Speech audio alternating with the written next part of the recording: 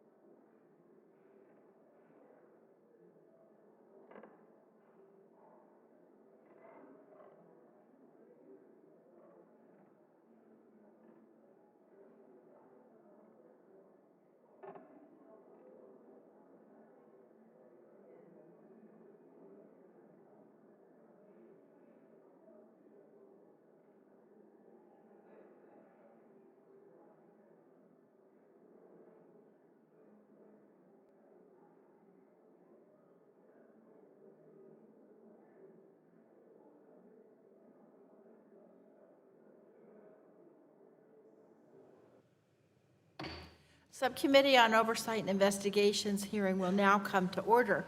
Today, we're holding a hearing entitled Critical Mission Former Administrators Address the Direction of the EPA. The purpose of today's hearing is to address the mission and future of the U.S. Environmental Protection Agency. And I particularly want to thank all of our former administrators for joining us today. You may see an empty chair. That's not for effect. That's because Administrator McCarthy is trying to make her way here. She's had now 3 planes canceled because of mechanical difficulties this morning. And so with the assent of the minority, what we will do is the members will have their opening statements, and then we'll recess until Administrator McCarthy gets here, which should be fairly soon.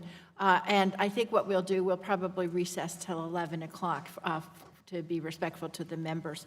And so the chair now is going to recognize herself for purposes of an opening statement. As I said, I'm particularly pleased to welcome our 4 former EPA administrators back to the Energy and Commerce Committee this morning. I know at least Administrator Whitman appeared in front of this committee when I was in my early days on this committee. The other 2, I fear, were before my time, but I'm happy to have all of you here today. I think it's really noteworthy that we're having a hearing in the House with 4 former EPA administrators testifying together on the future of the EPA. All of these 4 administrators have dedicated their careers, both before and after their service, to leading on environmental issues, serving in both Democratic and Republican administrations going all the way back to President Reagan. They worked tirelessly to ensure that the EPA, working with its partners both here in the U.S. and abroad, tackled the environmental challenges of the day head on. There's never been a more important time for our environment and our planet. Communities across the country are facing grave environmental threats. Homes and businesses are being lost to historic flooding, hurricanes, and wildfires.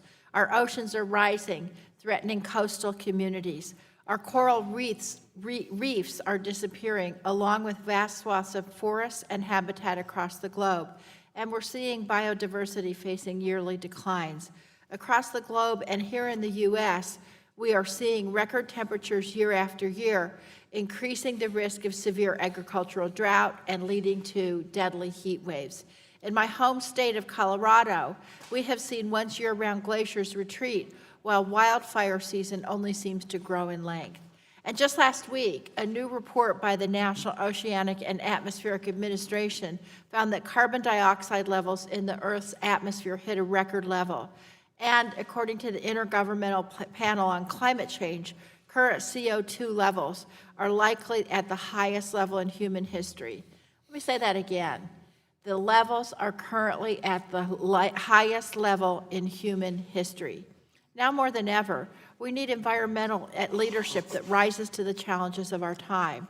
We need an EPA that will strengthen existing efforts to fight climate change, because we know that states, businesses, and cities cannot address this crisis on their own. We need an EPA that's committed to protecting public health and the environment, and we need an agency that can help the U.S. lead on the international stage. The global issues we're facing today not only threaten our quality of life, but increasingly are becoming national security issues. As the administrators here today know all too well, strong environmental leadership requires an EPA with unimpeachable scientific credibility. The EPA must constantly be strengthening its science to make sure that the policies are driven by science and not the other way around. Strong environmental leadership also means that an EPA that's transparent and accountable to the public so that Americans can understand and participate in the processes that affect contamination in their communities. And environmental leadership also means holding polluters accountable by enforcing laws that are already on the books. Instead of leading on human health and environmental protection, the track record of the current EPA has been abysmal. This EPA has abandoned action on air quality and climate change. It's done away with sensible carbon reduction limits and automobile standards that would save consumers thousands of dollars at the pump. It attacked mercury and air toxic standards that protect communities from deadly mercury and other hazardous air pollution, well, which even industry supports leaving in place. And the EPA has ceded global leadership and effectively been forced off the world stage. And now again, the Trump administration has proposed cutting the funding of the EPA. Of course, EPA's talented career staff heard this message too. In the first 18 months of the Trump administration, we saw over 1,600 career employees leave the EPA, resulting in staffing levels not last seen in decades. And against this backdrop, 7 former EPA administrators who served under Democratic and Republican administrations sent this committee a letter calling for renewed oversight of the agency. Their message of unity and bipartisan support was here. 4 of these administrators are sitting right here today, and so we can learn from what happened with them when they were at the agency. The committee continues to conduct oversight on a broad range of EPA issues, including rollbacks of clean air and climate protections, the drop in EPA enforcement activity, drinking water safety, EPA's attack on science and ethical issues. Now is the time for a strong and renewed EPA that will protect American communities from the many environmental threats of our time. And I'm pleased to hear what additional oversight that those here today think that we can have. So I hope this morning our former administrators will discuss these serious issues facing EPA. And I'm very pleased to now recognize the ranking member, Mr. Guthrie, for 5 minutes for purposes of an opening statement. Thank you, Chair Dingell, for holding this hearing to focus on the future of U.S. Environmental Protection Agency, and thank all of our witnesses for taking the time to be here today. Today's hearing is an important discussion for us to have in order to build on the important work that the Energy and Commerce Committee has done, especially in the last Congress. We held hearings focused on reducing carbon emissions, boosting renewable energy options, including emissions-free nuclear power, modernizing our power generation, and empowering industry to lead the way through innovation. Additionally, in the 115th Congress, the committee led legislative efforts on numerous bills, including the reauthorization of the Brownsville Program, nuclear energy innovation and modernization, hydropower, and increasing compliance for drinking water infrastructure, which all passed the House and was signed into law.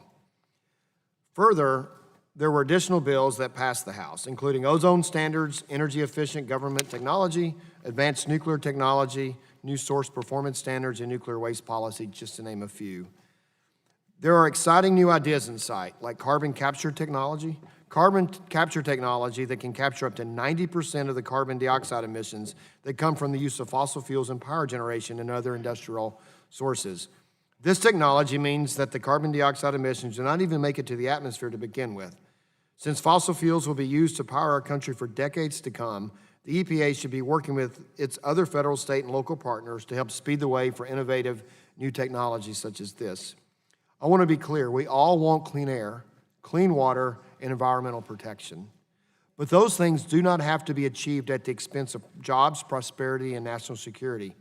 We are ready and willing to continue to have serious, solutions-oriented discussions about how to address issues facing our public health and environment, such as climate change risks, through American innovation rather than massive takeover of the federal government. In addition to this committee evaluating ways for U.S. to be leaders in the environmental protection space, today we'll hear from members and the witnesses about concerns regarding the current direction of the EPA. Where there may be differences of opinion on how to best approach some of the issues facing the agency today is not out of the desire to have a polluted environment. Let's not forget the EPA is nearly 50 years of age.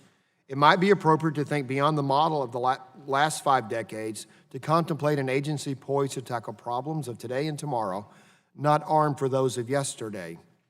I think it is an important opportunity for this committee to broadly examine structural and legal areas where Congress may need to provide the agency with clear direction on its responsibilities. That is, after all, one of the main functions of congressional oversight. Additionally, I'm expecting that we will hear concerns from the witnesses regarding changes to regulations and how the ebb and flow of regulations from administration to administration could have a negative impact on industry. I think that this highlights the importance of bipartisan policy solutions, consistently transparent administrative practice, and agency regulations that appropriately balance the goals of regulation with the cost of implementation.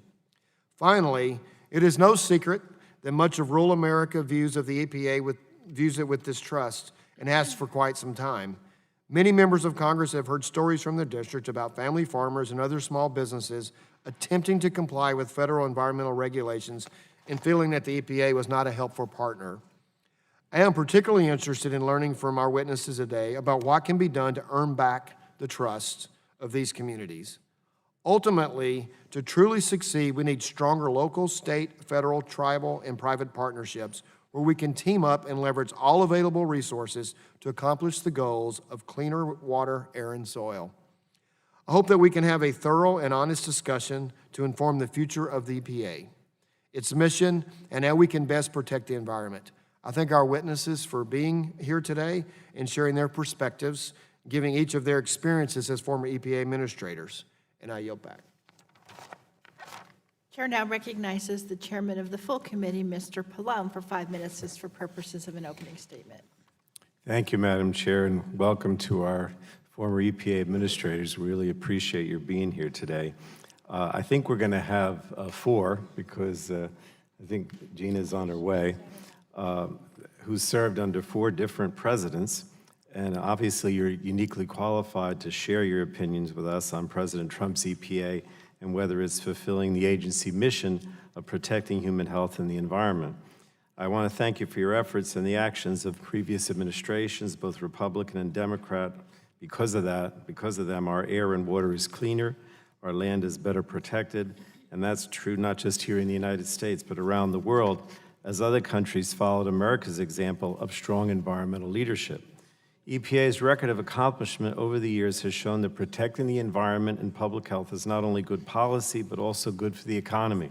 This is a challenging moment in history. The United States must decide whether we're going to sit on the sidelines or do everything we can to combat climate change and a host of other environmental threats facing our planet. You don't have to look too far to see the risks communities across America are facing. Historic floods threatening farms and cities in the Midwest, a permanent wildfire season that now regularly decimates vast amounts of land in the West, destroying homes and businesses, rising oceans making coastal communities even more vulnerable to extreme weather events, and record high temperatures year after year, which can be deadly, particularly for vulnerable populations. Governor Whitman and I saw firsthand the tragic devastation of Superstorm Sandy in New Jersey in 2012. I had never seen worse storm damage in our area in my lifetime. For many, the storm was a worst-case scenario. Lives were lost, businesses and homes were destroyed. As Governor Whitman points out in her testimony, according to a recent report, 35 U.S. cities could be uninhabitable by the end of this century because of climate change, and 9 of those cities are in our state of New Jersey. Just a week ago, the National Oceanographic and Atmospheric Administration reported that the Earth's levels of carbon dioxide have now jumped to a record high. More than ever before, we need a strong EPA that can protect public health and the environment against today's many threats and help lead this effort on the international stage. Unfortunately, we have seen over and over again that the Trump administration is failing to rise to this challenge. In the past 2.5 years, we've seen our country abdicate our role as a global leader on meaningful climate action and ignore consensus science that humans are now a major driver of global warming.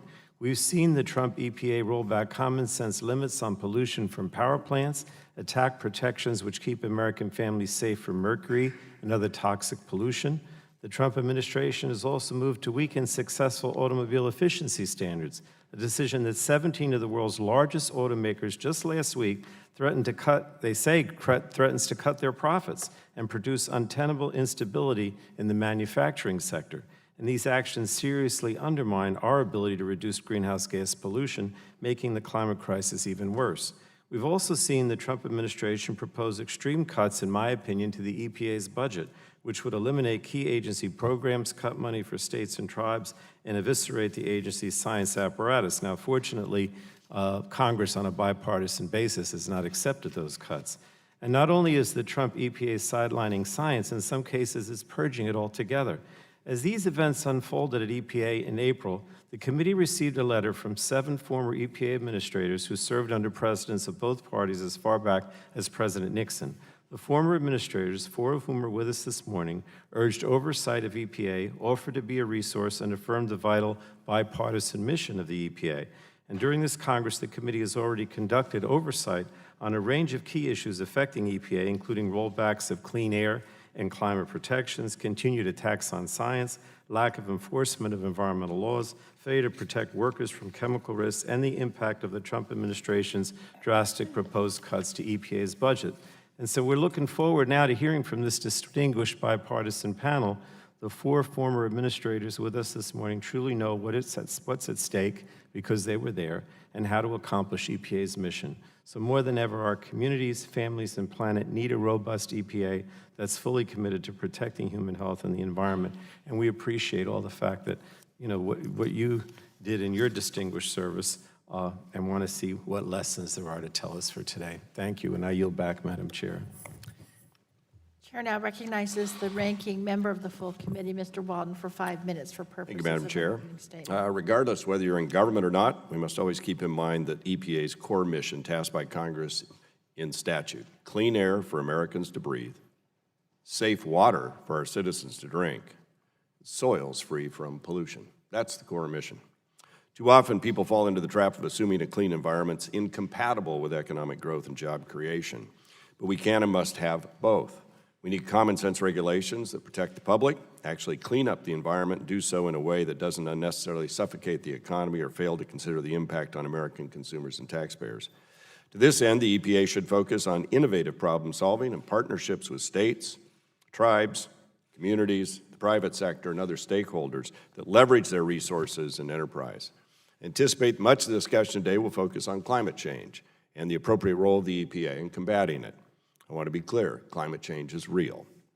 And as I've stated numerous times, Republicans on this committee stand ready, willing, and able to work with Democrats in a bipartisan way to continue to tackle climate change in a prudent and thoughtful manner. I ask unanimous consent to enter in the record a February 13th letter to Chairman Pallone and Environment and Climate Change Subcommittee Chairman Tonko from myself and Mr. Shimkus asking to do just that. We can and must address climate change risks through American innovation, conservation, as well as adaptation and preparation. We should be focused on continuing to reduce emissions, developing and exporting clean energy technologies, and making our communities more resilient by adapting what we grow and how we build. The EPA has an important role to play in that by collecting emissions information and setting meaningful standards and regulations within the bounds of statutory authority granted to the agency by the Congress. We should continue to make progress on reducing global climate risks without adding unnecessary regulatory burdens by promoting policies favoring clean energy like nuclear, hydropower, natural gas, wind, solar, and carbon capture technologies, and by removing barriers to development and deployment of new technologies and innovation. I think we could all agree on that. Republicans have a clear record of bipartisan legislation from this committee to do just that. Over the past several Congresses, we've removed regulatory barriers to new technological advances in power generation, from hydroelectric power to small modular nuclear, from carbon capture and storage incentives to power grid reforms. Because innovation is where the long-term solutions to climate change are, we want America to lead the world in innovation, as we always have, especially on clean energy and environmental cleanup. It also never hurts to work hard to root out unnecessary red tape, to provide greater regulatory transparency so that stakeholders, including the regulated community, better know what is expected of them, and to promote prompt, even, and fair enforcement of the law. So let's work together, as we have in the past, to reduce the barriers to innovation, to unleash American ingenuity, to develop new technologies to help confront the climate and other environmental and public health challenges of the future. For example, the previous Republican-led Congresses have seen bipartisan responses to address contaminated drinking water in Flint, Michigan. Need I say, the EPA kind of dragged its feet and got that one wrong. Renew important drinking water programs, including those to address lead pipes. Reinforce the essential federal-state dynamic and environmental protection. And update toxic chemicals review and management. Those were all done in Republican-led Congress in a bipartisan way. Moving forward, there's much that we could do right now in a bipartisan way. For example, we could improve new source review permitting, essential to ensuring more efficient, cleaner operating stationary sources, and we could streamline the air quality standards process to ensure more effective implementation by states and localities. This hearing is also a good opportunity to discuss whether and how the EPA itself and its legal authority need to be modernized to face 21st century challenges. We're beginning another wildfire season in Oregon and on the West Coast. And last summer, smoke filled the air across large parts of Oregon and California, giving us the worst air quality short of Beijing for almost a month. The Clean Air Act was last updated in 1990. Does this nearly 30-year-old statute stand up in the face of issues the EPA confronts today? I think on nearly every EPA's watch, there's been failure to update legally mandated programs by Congress. And that's a question we should be asking today as well as we go forward. The EPA itself has never been authorized by Congress, never. So how should we do that? I thank our witnesses for being here today. I know you each have had difficulties on your watches, challenges on your watches. You always tried to do the right thing for the American people, but it's hard to always get it right. And so we want to work with you and with our colleagues on the other side of the aisle to get it right more often for the American people and do the right thing for our environment. And with that, Madam Chair, I yield back. I thank the gentleman. Chair now asks unanimous consent that the members' written statements be made part of the record. Without objection, so ordered. And the committee will now stand in recess until 11 o'clock sharp.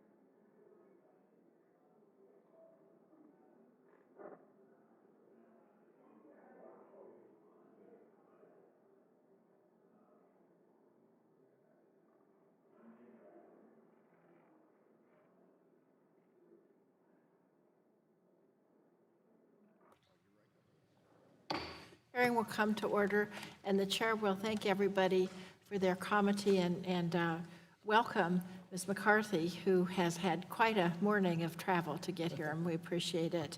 I now want to introduce the panel of witnesses for today's hearing.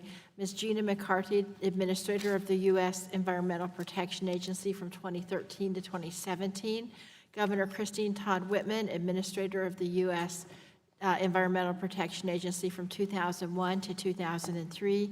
Mr. William R. Kelly, Administrator of the U.S. Environmental Protection Agency from 1989 to 1993.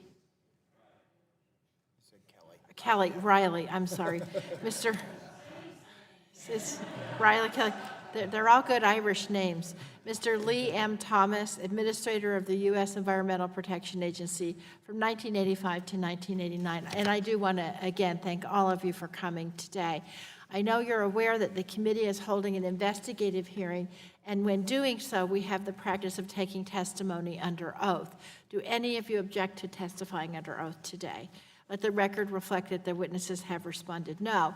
The chair advises you that under the rules of the House and the rules of the committee, you're entitled to be accompanied by counsel. Do you desire to be accompanied by counsel today? Let the record reflect the witnesses have responded no. If you would, please rise and raise your right hand so that you may be sworn in. Do you swear that the testimony that you're about to give is the truth, the whole truth, and nothing but the truth? Let the record reflect that the witnesses have responded affirmatively, and you may be seated.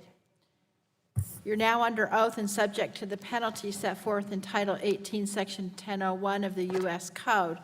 The chair will now recognize our witnesses for a 5-minute summary of their witness statements. In front of you, I think you all know the drill, having testified in front of this committee many times. There's a microphone and a series of lights. The light will turn yellow when you have a minute left, and a red to indicate your time has come to an end. And so, Administrator McCarthy, you are now recognized for 5 minutes. First of all, I want to send my thanks to Chairman Pallone and Ranking Member Walden for holding the hearing, Chair DeGette and Ranking Member Guthrie for asking me to speak today about the important work of EPA, and I apologize for keeping everybody waiting. I appreciate it very much that you waited for me. I've spent all of my professional life working to protect people from the dangers posed by pollution. As a kid, I could literally see, taste, and feel pollution. I can remember my 3rd grade classmates and I at St. John's Elementary School running to shut windows when the stench from the Plymouth Rubber Company started wafting in the windows. What amazed me most was that the nuns never stopped marching us through our times table, even when we were holding our noses. It wasn't until years later when I finished graduate school and became the first full-time Board of Health agent in my hometown that I figured out just how many people in and around that plant had died from brain cancer. And it was only 12 years or so after that when a dear friend of mine died of brain cancer, and I wondered whether her classmates had just been a bit slower than me at shutting the windows. I know pollution kills, and it is not an equal opportunity killer. It attacks our children and the elderly, the poor, and the powerless. That's why environmental statutes have been enacted to provide layers of protection between pollution and the people that we love, so they have a fighting chance to live healthy lives. And for nearly 50 years, we've been so lucky to have dedicated public servants at EPA who are smart and amazing human beings that we can rely on to implement those laws, and political leaders like the 3 that I am sitting with today who help to lead the agencies. And I'm here today for one reason and one reason only. And it's not to weep about all my precious rules being rolled back, although I admit that the constant rollback is beginning to tick me off a bit, maybe even more than just a bit. But this is not the real message for me this morning. I'm here to remind the political leadership at EPA that what they do matters, and it's time for them to step up and to do their jobs. So just do your jobs. Right now, this administration is trying to systematically undo health protections by running roughshod over the law, by obfuscating the science, while only paying lip service to public disclosure and transparency. And that's just not good enough. EPA's mission is to protect public health and the natural resources that we all depend on.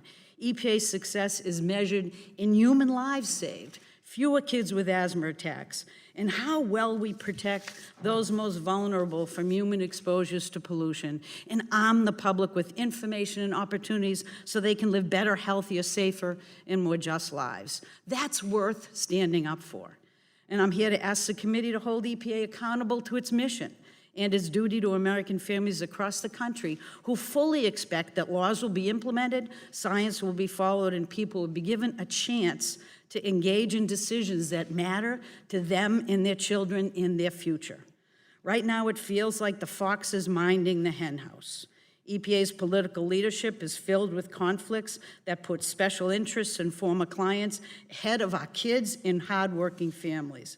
Ethics investigations are ongoing across the agency while EPA rollbacks and divestments continue, with science being sidelined, policies not being publicly vetted, and efforts ongoing to change the way the agency conducts its business. And it's all designed to mask increases in pollution and to deny health benefits of pollution reductions.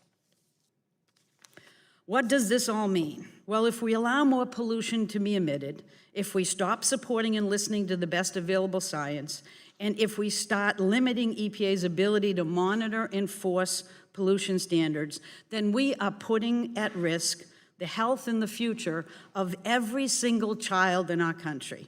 And make no mistake, our children are watching. And we need to deliver for them, especially when it comes to climate change, which has the ability to literally rob them of their future if we don't act and don't act now. If the American dream is about giving the next generation a better life than the one we have, I fear with this administration that dream may be slipping away. And I cannot sit on the sidelines and allow that to happen. I have a 9-month-old grandson, and I have a granddaughter on the way. They are my face of climate change. They are my moral compass and my reason to sit here today. So we know what we're all fighting for, and we need to remind ourselves of that every day. At times like these, the onslaught of controversies creates us an overwhelming problem. But we mustn't lose sight of the core values that bind us together. Surely one of those values must be protecting the health and well-being of our kids. It's time for this EPA to do what is right for American families and start doing their jobs. Thank you for your attention, and you can find many more specifics in my written testimony. Thank you very much, Administrator McCarthy. I'm now pleased to recognize Governor Whitman for 5 minutes for purposes of an opening statement. Thank you, Chairman. Chairman Pallone, Chairwoman Dingell, Ranking Member Guthrie, all members of the committees. The subcommittee, thank you very much for inviting us here today. I believe you have a copy of my written testimony, which I'd like accepted into the record. Thank you. I'm here today because I'm deeply concerned that 5 decades of environmental progress are at risk because of the attitude and approach of the current administration. I'd like to touch briefly on several areas of particular concern to me about EPA's current direction. First is the agency's retreat from science. The current administration has been on a steady march to reduce, if not eliminate, the role of science in developing and implementing environmental policy. There are numerous examples, but none illustrates this retreat better than the understandable confusion among members of the EPA Science Advisory Board at a meeting held just last week.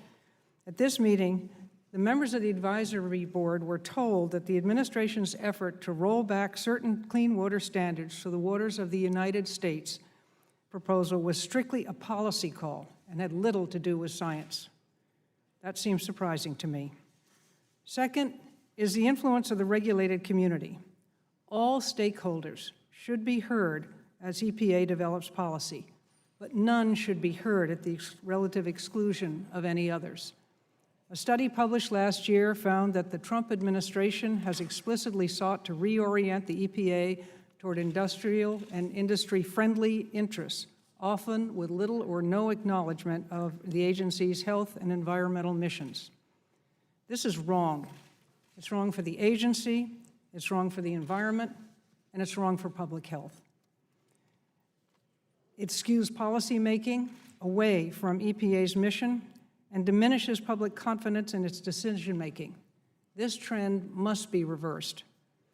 Third is an apparent decline in concern by EPA's leadership about EPA's public health mission.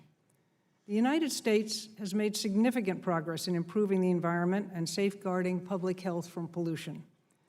But millions of Americans, especially children, continue to suffer from the effects caused by pollutants. That's why it's almost impossible for me to understand EPA's failure to commit to continue to fund research projects at the 13 Children's Environmental Health and Disease Prevention Centers, research centers. EPA's Children's Health Protection Advisory Committee has urged the EPA to continue to fund these centers. Inexplicitly, the administration has refused to commit to doing so. Children are not small adults. They metabolize differently. They need different sets of protections. This isn't an isolated example. It's part of a troubling trend that must be addressed. Fourth is the erosion of the morale at the EPA. This has been documented by studies, and I have observed it myself. It is also reflected in the large number of departures of career scientists and others from the agency. The hostility of EPA leadership to its own mission is driving people out and keeping new people away. Finally, is the EPA's denial of the importance of climate change. The Earth's climate has always changed, but never before has that change been accelerated by human activity. We are not the sole cause of climate change, but we are having a real effect. But the White House is still not convinced and is reportedly going to require certain federal scientists to debate whether the widely held accepted scientific consensus on climate change is correct. These researchers are concerned that participating in such an exercise might harm their credibility and their careers, and yet they stand to be forced to participate. Putting the administration's doubts aside, I am especially concerned about the effects of climate change on the world's oceans. As a former governor and lifelong resident of a coastal state, I cannot help but focus on the damage climate change is doing to our oceans. Oceans bear the brunt of climate change. From the sea level rise, growing acidification, and coral bleaching to increased coastal flooding, expanding dead zones, and an increase in marine diseases, our oceans are in trouble. And what threatens the health of our oceans threatens life on Earth. Climate change is real, and the administration is abdicating its responsibilities by denying it.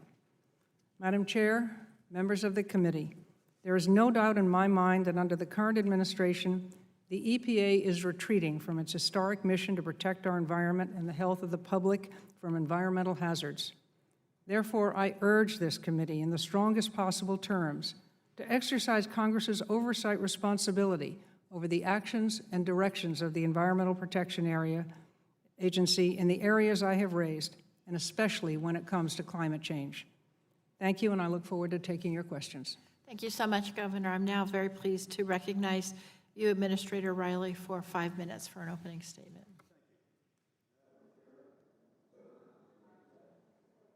Or if you can push the button, it'll turn on the microphone. Congressman Guthrie, Mr. Chairman Pallone, Congressman Walden, thank you for the opportunity to appear here today. I will try not to recapitulate, though in fact I could, because my prepared testimony very much tracks the testimony that you just heard from two of my admired predecessors or successors. I want to say in my 5 minutes, first of all, something about science. The Science Advisory Board, which has been vital to several administrators, was particularly important to mine when I asked in the early weeks of my term that they rank the priorities in terms of health and ecology for the people of the United States. What are the most serious threats? And then estimate the degree to which the budget priorities of the agency corresponded to those priorities. They did that, and we followed that as a template throughout. And I think the last time I acted on one of their recommendations, it was that we pay more attention to indoor air. And so we declared side stream smoke a Class A carcinogen. Within 1 year, almost 500 communities in the United States enacted laws forbidding smoking indoors. We didn't have the statutory authority to regulate that. Peculiarly, we regulated the air where people spend 10% of their time, not where they spend 90% of their time. But that is a measure of the degree to which the people of the United States trusted EPA and trusted the science. That is a vital jewel of our system. It is a characteristic of EPA historically. It is at risk. Say no more about it now, but I'd love to talk about it. There are other things that EPA has done without having any particular regulatory authority to move on it. Energy Star is the best example. I recall talking to one of the large developers in California who built Dodger Stadium, and he said, you know, the most powerful regulation that I've ever encountered that you have is not even a regulation. It's Energy Star. Can't get a loan for a significant building in California if it's not Energy Star. EPA created that as part of its responsibility, in essence, for being the environmental conscience of the country. Second point I want to say is with respect to oversight, I think there are a number of important measures. There's budget and staffing, and I compliment the previous Congresses of the last 2 years for not accepting the proposals to gut EPA's staffing by a third and its budget by a third, and maintaining the amount of support, the resources available to the agency for its vital missions at just about where they were. It's significantly below in inflation-adjusted terms where it was in my time, but it's sure a lot better than what the administration proposed.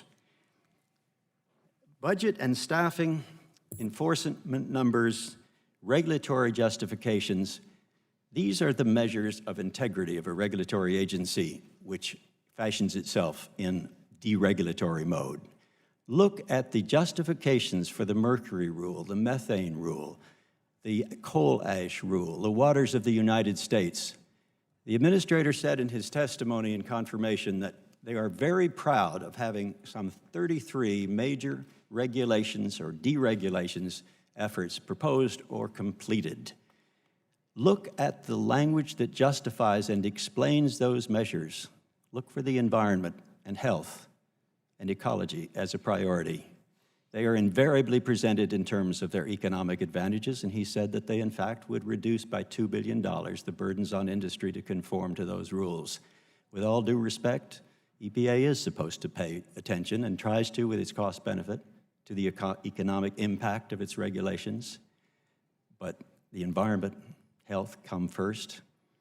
They don't even come first in the justifications for most of the actions affecting the matters I described.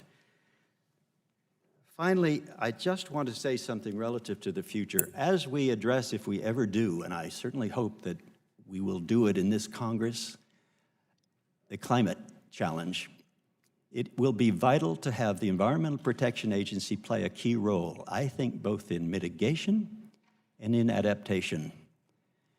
Therefore, I am particularly mistrustful of the proposal to have a $40 carbon tax that associated with a group of very respectable people, progressive people concerned about the environment. And a carbon tax, I think, is a positive thing. I don't think $40 is anywhere near what it's going to have to be to really transform behavior. But the fine print says that EPA would be removed, its regulatory authority, from any actions affecting climate if that proposal were enacted.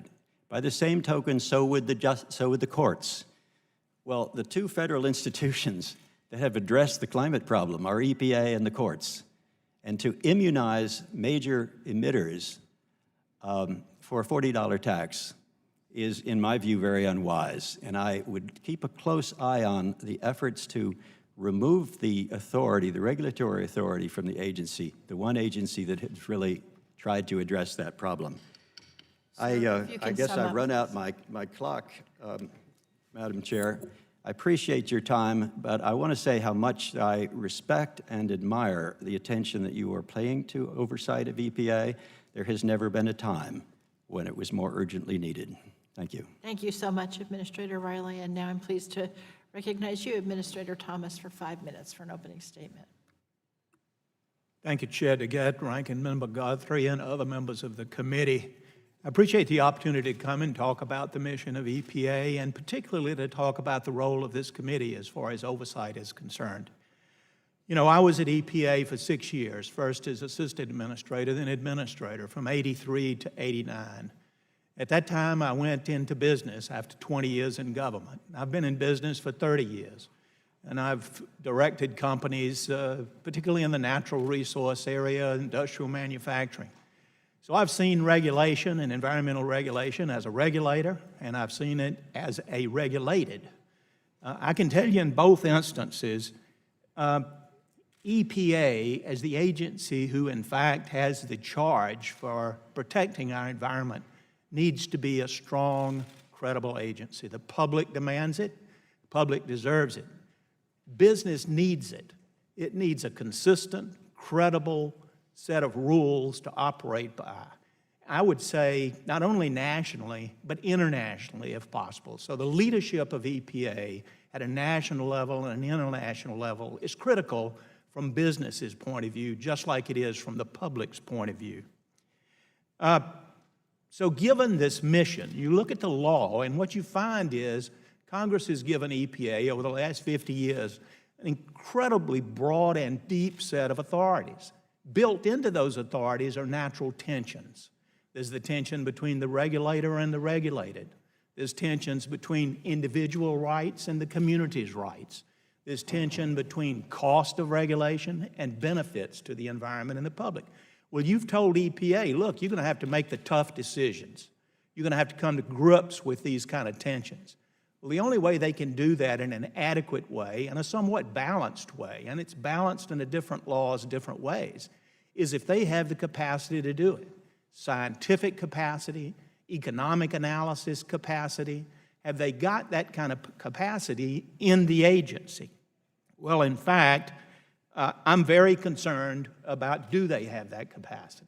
Very concerned about whether they, in fact, are tapping into the kind of external scientific expertise that we always used that's critical to the decision-making in the agency. I'm very concerned about, are they, in fact, doing the kind of intergovernmental coordination that needs to be done? We can't operate in this country from a business point of view if we've got 50 different sets of standards trying to regulate how we're going to operate. I'm very concerned about, are they taking a leadership role as far as global issues are concerned? In many cases, I think they're stepping back from the global issues as opposed to taking on the global issues. So overall, I would say this committee, as far as an oversight committee, has a critically important role to play in looking at those kind of issues. Now, let me just drop back and tell you how I got to EPA. I was the deputy at FEMA. It was an independent agency at that point in time. EPA in 1983 was in the middle of chaos and turmoil. There were 6 different congressional committees that were investigating what was going on at EPA. I was asked to come over to EPA on a 90-day detail to help the administrator as far as management is concerned. I ended up staying 6 years, so I must have liked it. But in fact, what I found was the agency at that point in time and the committees that were investigating the agency, there was a deregulatory agenda. There was an attack on science at many levels as far as the agency is concerned, and a debate going on about how you get scientific input or should you have scientific input. There were major requests for budget cuts of EPA. There was a division between political and career staff as far as the allegations of inappropriate contacts by the regulated industry. There was a lack of transparency in terms of how the agency was making its decisions. Does all that sound familiar? Well, there's an awful lot of that going on today. Well, I can tell you Congress played a major role in highlighting those kinds of issues, bringing to light those kind of issues. The media picked right up on it, played a major role. I remember being told how many days in a row the Washington Post had a story about that on the front page every day. Well, what happened? The president said, that's not how I want this agency to operate. The president made a major change. He brought Bill Ruckelshaus back, who had been the first administrator.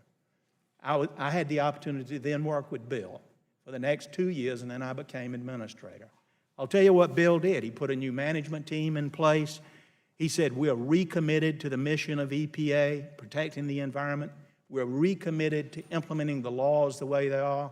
We are going to have the most transparent operation possible. We're going to pull in as much scientific knowledge as possible. We're going to make sure we got the capability within our agency to make the kind of support, to make the kind of decisions that need to be made. So this committee, my opinion, plays a vital role in trying to correct what I see as some of the issues that are going on in that agency today. The other thing this committee plays a role in is looking at and determining where is their ambiguity, where is their lack of direction as far as existing law is concerned. We worked on a bipartisan basis with Congress. We reauthorized all of the law related to hazardous waste. We reauthorized Superfund. We reauthorized Clean Water. We reauthorized Safe Drinking Water Act. We did all of that over that 6-year period of time I was there. In each case, there was Sir, if you can sum up, please. There was total bipartisan support to get those things done. That's what EPA is all about. It needs bipartisan support and clear direction under the law. And in fact, it needs that because in order to make the tough calls that it has to make, it needs broad support. Thank you for the opportunity. Thank you to so be here. much. Now it's time for the members to ask you questions. I want to thank all of you for your opening statements. The chair will now recognize herself for 5 minutes. As I noted in my opening statement, I'm deeply concerned about the direction of the EPA and the Trump administration, as are you, as signatories of the letter. I'd like to draw on your wisdom this morning to hear from each of you what you think the EPA and Congress can do to better address the serious environmental issues we're facing. I only have 5 minutes. Some of you probably heard John Dingell say this, so I'd like to channel that. So if you can be brief, that would be great. And I'll start with you, Administrator McCarthy. Now, during your tenure, the EPA set for the first ever national standards for reducing carbon emissions from existing power plants, and this really underscored the United States' commitment to climate action and spurred international efforts. I'm assuming when you said that you had a lot of frustrations with the Trump administration, the efforts to roll back those standards are one of them. I'm wondering if you can talk about those standards and any others that you feel are at risk and why you're concerned about this. Well, it is not just the ACE, the ACE rule, which is replacing the Clean Power Plan. It's not just the mercury and air toxic standard. It's not just the car rules. It is basically the fact that I believe they're undermining the science and the law in how they're trying to roll back those rules. I do not dispute any administration coming in with different policies, but the challenge I think we're facing is they are really changing the rules of the road. And they why, are not using sound science. They're not looking at cost benefits. They're trying to inflate the cost and lower the benefits in order to justify rules that simply don't make sense under the law. Thank you. And Administrator Whitman, that kind of goes to what I was going to ask you about. In your testimony today, you talked about the importance of science. And just to let you know, when I took over the chairmanship of this committee, I announced that our agenda this year was science. So perfect. But I'm wondering if you can tell us, with respect to the rules that Administrator McCarthy was talking about, but the others, why is it important for the agency to make rules from a science-based perspective? It seems almost a given that we should look at those standards, but I think it's important to say why science is important and not political impetus or something else. Well, the science underpins it all. Yes, there are always political considerations. Yes, there need to be cost-benefit analysis. It's appropriate in some places under the Clean Air Act, and others you may use cost-benefit analysis, some you must, and others you cannot use cost-benefit analysis. That was part of the enabling legislation that determined that. But for the agency, since the agency's mission is to protect public health and the environment, that's based on science. That's not politics. That's not political. You do your best advice, and then the political decision is made, is layered on top of that. But really, if you don't have access to pure science, to clear science, not science that is purely coming from one side or the other, but balanced science that is based on the facts, you're not going to get to the kind of position that's protective of public health and the environment. And that's the why bottom it's so line. critical. Yeah. Mr. Reilly, when you were administrator, you really solidified the EPA's reputation as an international leader by working with international partners on environmental programs like decreasing greenhouse gas emissions. Wondering if you can tell us briefly why it's so important for the U.S. to be an active international partner. Well, first of all, we cannot alone, even as large and powerful as we are, solve the climate problem. We are the number 2 emitter in the world. China is number 1. In my time, we dealt with upper atmospheric ozone, which the Chinese did not want to deal with, and we're planning to introduce some 100 million refrigerators over the course of the next 10 years, all containing CFCs, which would have blown away everything that we had. EPA was the key actor in dissuading them from doing that. We were able to do that because of EPA's own reputation for solid science and integrity. And I remember Secretary of State Baker saying to me once when we had been active in China, he said, and we were not allowed to go there because, at my level at least, because of Tiananmen Square, he said, I don't know what you're doing with the Chinese and I don't need to know, keep it up, they love you. I said, well, what we're doing is addressing methane reduction and cement kiln pollution control and very practical engineering problems that are essential to their developing economy. I apologize, but I have very little time, and I do want to get to Administrator Thomas. And what I want you to ask us about, you talked about your role and Mr. Ruckelshouse's role in increasing the professionalism of the EPA and building morale.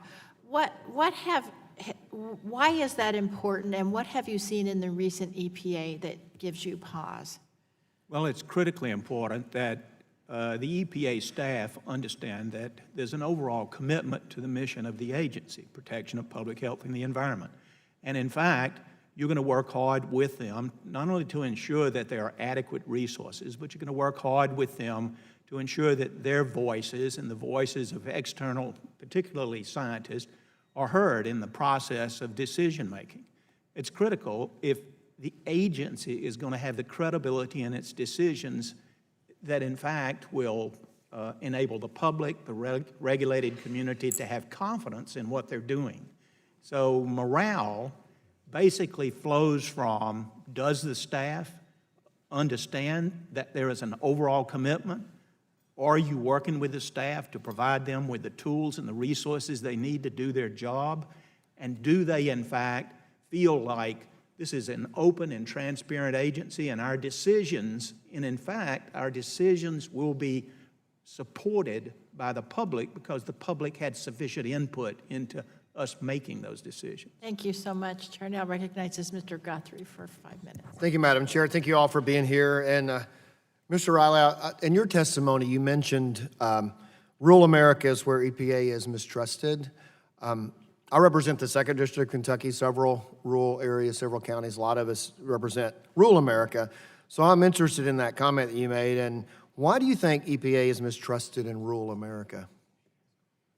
First of all, I think that the intrusiveness of some of the regulatory priorities, particularly with regard to ephemeral wetlands, impacts especially hard on farmers and ranchers. And they encounter controls they don't fully understand, and when they do, they don't often agree with them because these are areas that may not be wet for some part of the year. Many of the states we're talking about, though, have already lost 90% of their wetlands, and wetlands, in fact, have critical roles with respect to habitat and species and the rest. I think it may also be true that we've got to learn better the lessons of things like total quality management in terms of how to interface with people who are affected directly by regulation. So what do you think EPA could do? I know sounds like you're starting to get there, but what do you think EPA should do to become more trustworthy with rural America? Well, I think it's got to do a better job of communicating the validity of some of the priorities that they have, and particularly how they act to enforce them. I know the kind of anger that I've encountered in some parts of the country has surprised me, and it's not an accident that the president can say the kinds of things he said about wanting to break up EPA into little bits.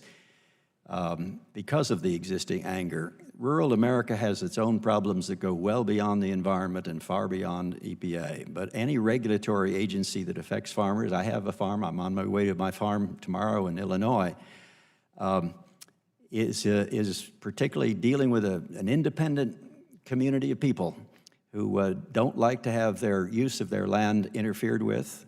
That's a given that it has to be to respect some of these values and administer some of these laws. No net loss of wetlands was a priority of my president, President George H.W. Bush, whom I served.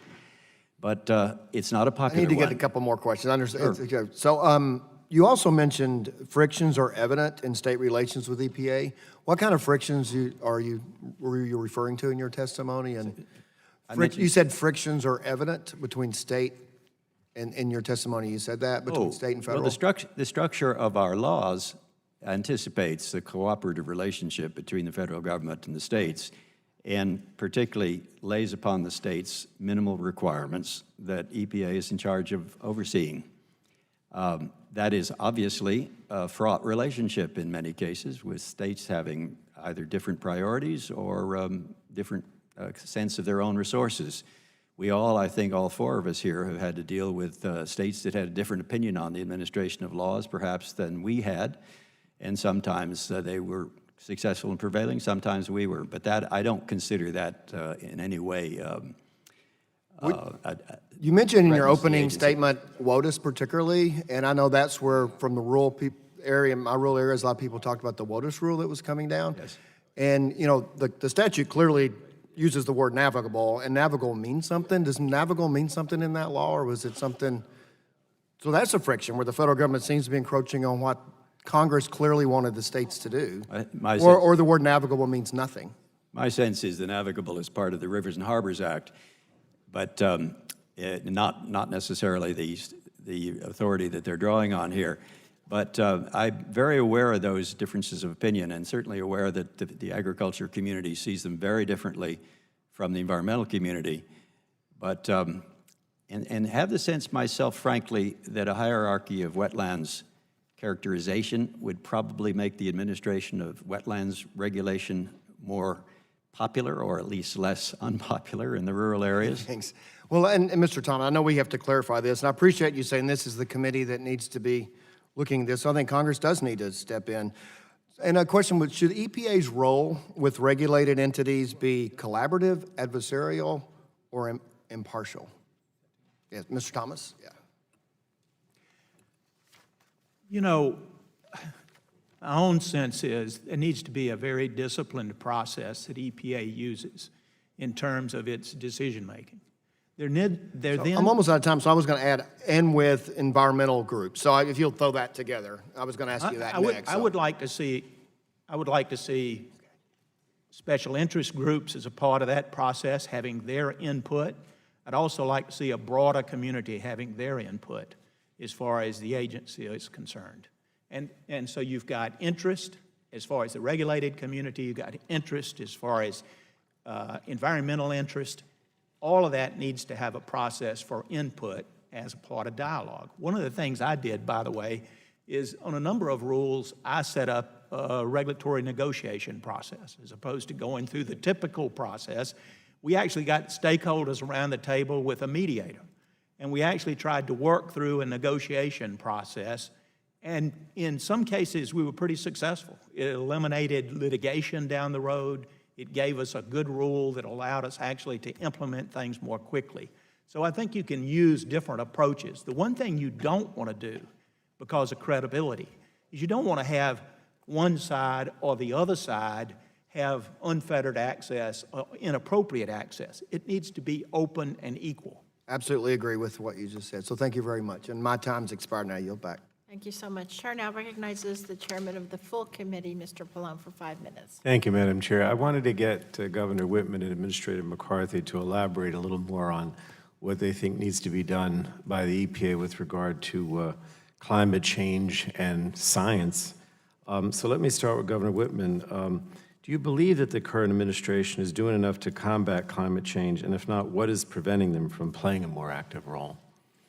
Well, I think what we've seen from the administration is actually the opposite, when they have told scientists that they can't participate in various meetings that have anything to do with climate change, that they're not allowed to mention climate change in many of their reports.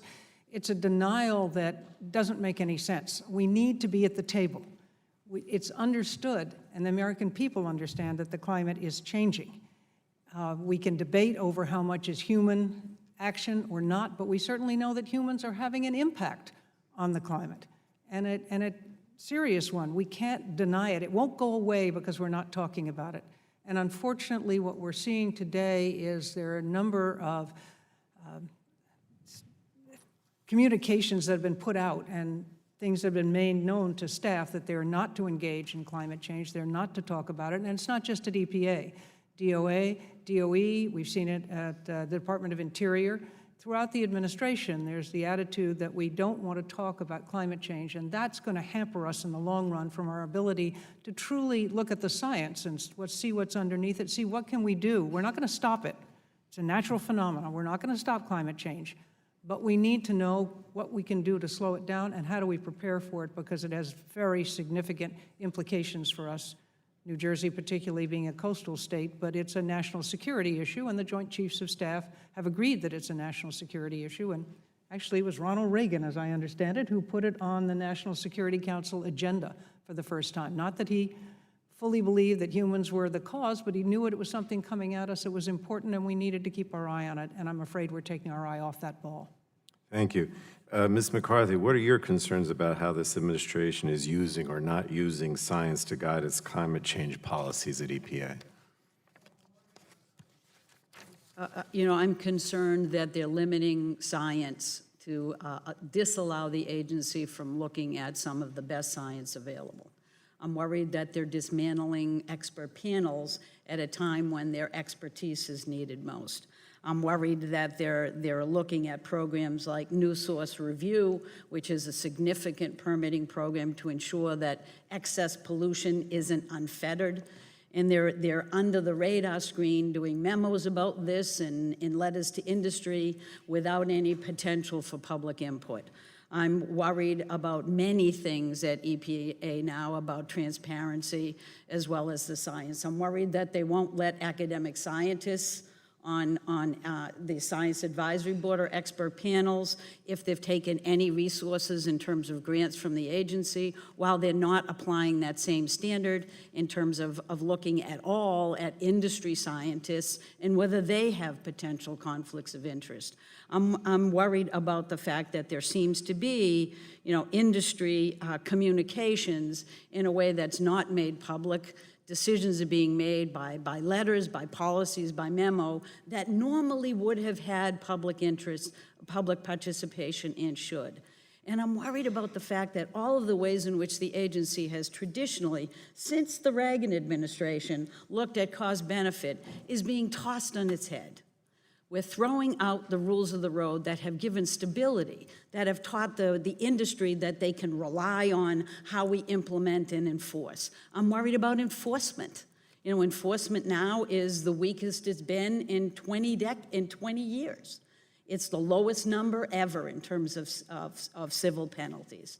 That matters. It sends signals to the industry, and it upsets them. I'm really concerned about one more thing, if I may, because I know I'm taking probably too long. No, go ahead. But one other thing is that you have 3 rules: the mercury and air toxics rule, you have the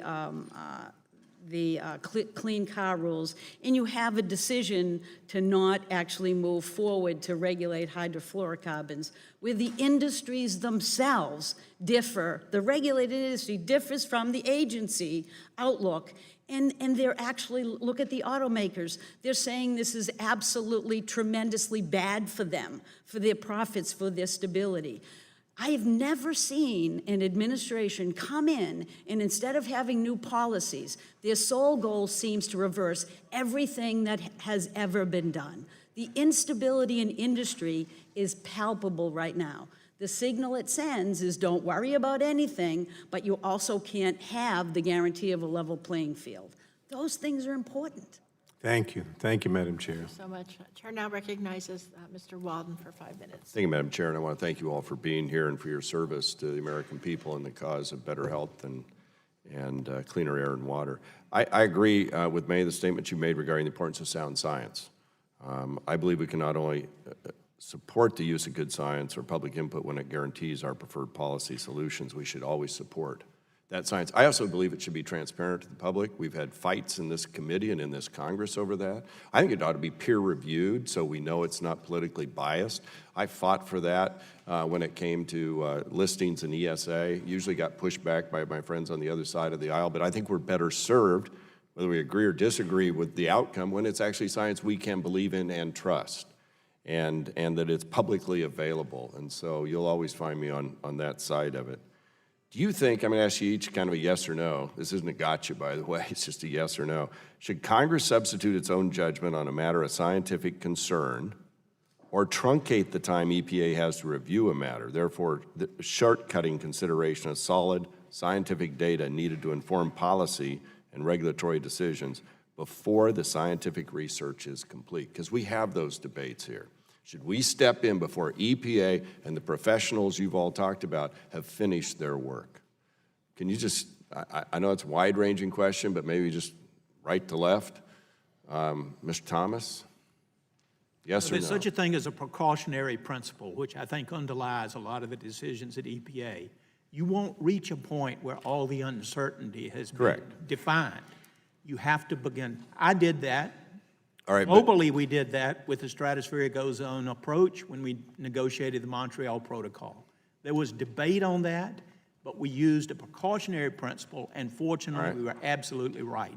So, but should Congress truncate EPA's scientific efforts? That's the question here. So, Mr. Reilly?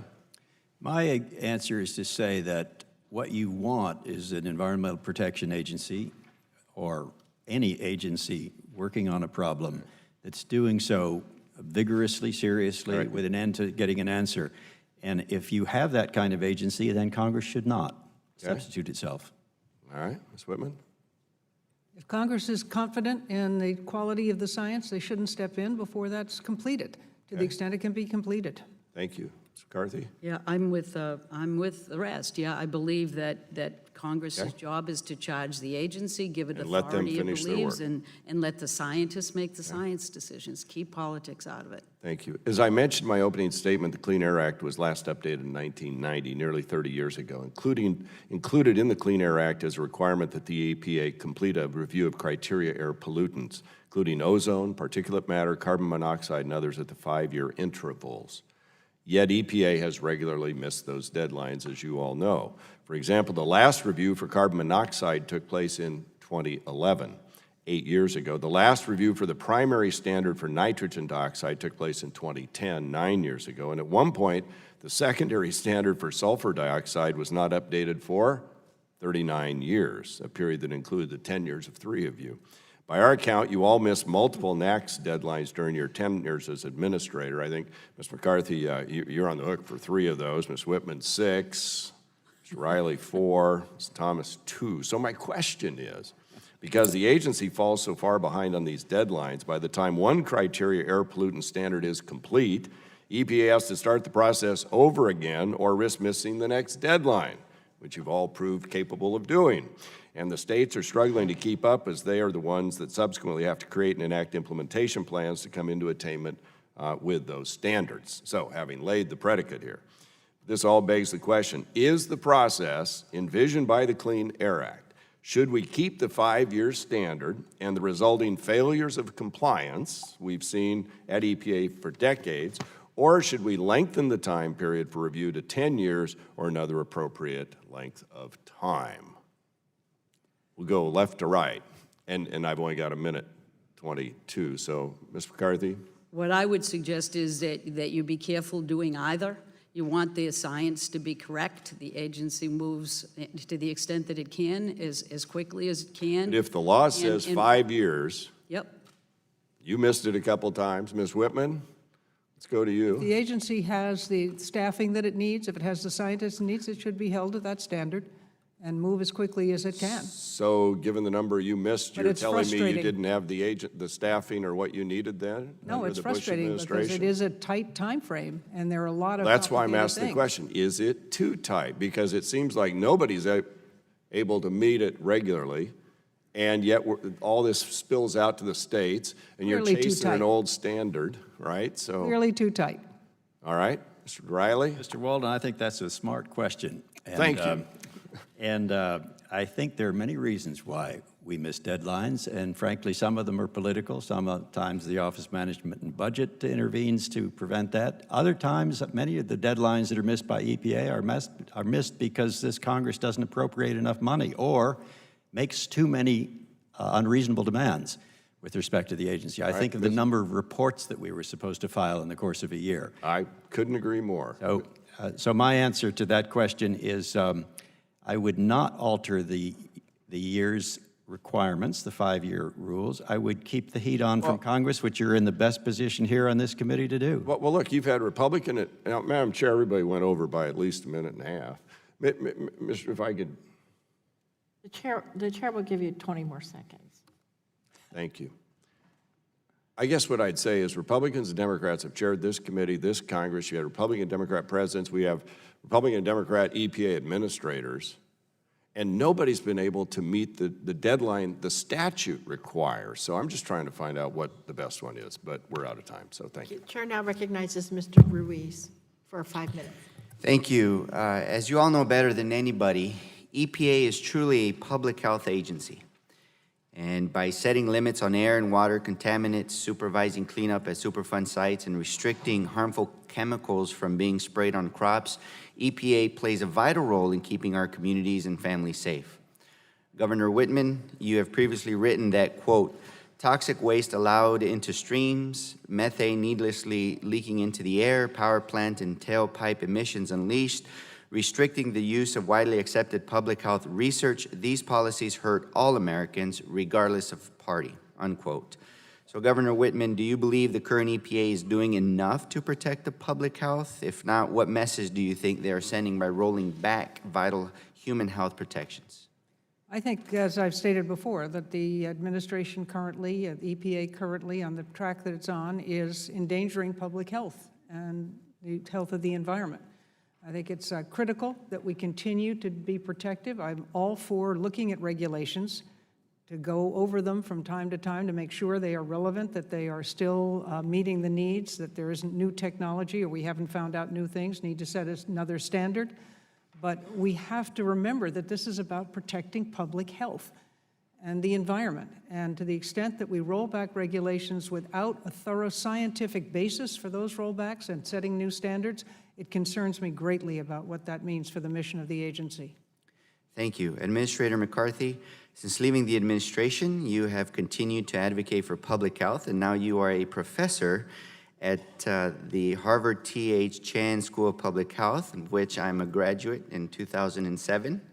Want to make a donation? Just kidding, just kidding. Ms. McCarthy, what is the agency not doing right now that, in your opinion, it must do to fulfill its public health mission? Well, it's not making evidence-based decisions. It's not following standard practice throughout the federal government on how you look at science, what science is acceptable, how you do a peer-reviewed process, and it's not certainly not following the cost-benefit rules. And I think that clearly there is an endpoint they're trying to get to, that common and standard practice for how you do evidence-based decisions won't get them there.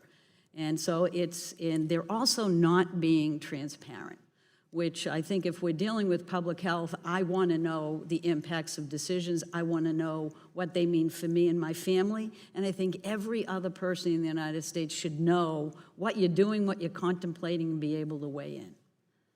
Same question to you, Governor Whitman. What is the agency not doing right now that, in your opinion, is critical to fulfilling its public health mission? Well, I agree with Administrator McCarthy. The real problem is the availability and the transparency of the science underlying the decisions that are currently being made. And I don't think we're seeing that. I don't think we're seeing the kind of evidence base that we need to see in order for the public to have confidence in the decisions that are being made, or the the regulations that are being rolled back.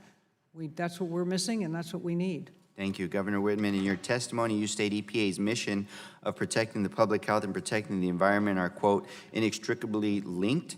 I find that this is particularly true with respect to low wealth and minority communities who are often disproportionately impacted by polluting industries in their neighborhoods. How important is it for EPA to support the cutting-edge research into the health effects of pollution? And do you believe the current EPA should be doing a better job in this area? The answer is very important, and yes, to keep you within your time frame. But no, it is absolutely critical that we have the kind of cutting edge. That's what the agency is about. The agency can do things that the states can't. The agency should have the resources to be able to have the depth of science that a state or an entity, a smaller entity, a community can't do it. That's what the agency is there for, to set those standards, to provide that kind of in-depth, scientific-based research and decision-making so that people can feel confident in what's being proposed and why it's being proposed. It's troubling when EPA's own leadership appears to be undercutting the agency's important public health mission. To take just one example, the American Thoracic Society wrote a letter to this subcommittee in advance of this hearing on behalf of its 16,000 physicians and scientists to express concerns about EPA efforts to dismiss key air pollution health benefits that occur from reductions in particulate matter below current regulatory standards. And I would like to enter their June 10, 2019 letter into the record for this hearing. Without objection, so ordered. Thank you very much, and I yield back. Chair now recognizes Mr. Burgess for 5 minutes. And thank you for the recognition. Administrator Thomas, you were not given the opportunity to answer Mr. Walden's question about the 5 years being too tight a timeline. Would you care to respond to that? You know, I reviewed 4 of those standards while I was administrator and actually set a new standard for particulate matter. Initiated additional scientific work on ozone, reaffirmed the sulfur dioxide standard, and reaffirmed the carbon monoxide standard. I guess I would say there's extensive work that needs to be done before a standard is either reaffirmed or modified. And I think a 5-year time frame is pretty arbitrary. I'd say that it probably takes longer than that to do the kind of work that needs to be done. So unless you... So that would be a yes to, that would be a yes. Timeline too tight? That would be a yes. Okay. Interest of time, I'm going to move on. Administrator Reilly, you talked about the ephemeral wetlands issue. Mr. Guthrie had asked a question about somehow the erosion of trust in rural communities, and you referenced the ephemeral wetlands as being perhaps one of the reasons for that erosion of trust. Did I understand that correctly? That's correct. And, you know, I'm just reminded that in a previous Congress or two, that not in this committee, but in the Science Committee, there was concern about the derivation of the Waters of the United States rule. And Mr. Lucas of Oklahoma had asked whether the agency had made the data that was used to craft the Waters of the United States rule public. He was told the information was available, but the statement that the information and the data requested in Mr. Lucas's question was publicly available in the EPA docket was in fact false and misleading because it was not. So based on a memorandum from the United States Army Corps of Engineers, it's apparent that the figures outlined in the EPA's final Waters of the U.S. rule were completely arbitrary and not based on science. So do you begin to see why the distrust in the rural community might exist? Mr. Lucas represents a very rural portion of the state of Oklahoma, and I think it's pretty easy to draw the nexus between those two events. I'm not familiar with that particular chronology. I just have to say that there was a time, and Administrator Thomas referred to it, when he established a stakeholders meeting on wetlands, which I ran at the Conservation Foundation, and everybody was present there. The agriculture community was well represented, the building community, development community, and we came to a support of no net loss of wetlands. And we had a definition of wetlands that was acceptable to that group at that time, and that became the basis for the president's proposal and policy of having no net loss of wetlands. I thought that was a constructive community conversation that Lee initiated. I was central to it. Governor Kane of New Jersey was the chair. And I would encourage a similar kind of convocation to try to deal with what I think is quite a serious problem. I'm going to reclaim my time because I'm running short and they're very quick with the gavel here. But do you understand why, when there is a discrepancy between what people were told in the Committee on Science and what was in fact available in the public record, that it builds that mistrust that people have? And you acknowledge that inherently there was a lot of mistrust on the ephemeral wetlands. You know, and you talked about, I think Mr. Guthrie or one of the other members also asked you whether there should be an adversarial role, and you recommended a disciplined process. I know in my area of North Texas, a previous regional administrator was quite aggressive in his attempts to regulate oil and gas production, and even referenced perhaps there needed to be pretty harsh treatment of operators. And I think that earned him a quick exit from the Region 6 administrator position. Now, his follow-on was someone with whom I got along very well, and we had multiple meaningful discussions, and it was a disciplined process. So again, we're trying to put a lot on this administration, saying they don't follow a disciplined process. Unfortunately, that has been some of the track record of the Environmental Protection Agency, and I know my time's expired, so I'll yield back. Well, if I could respond Thank briefly. the gentleman.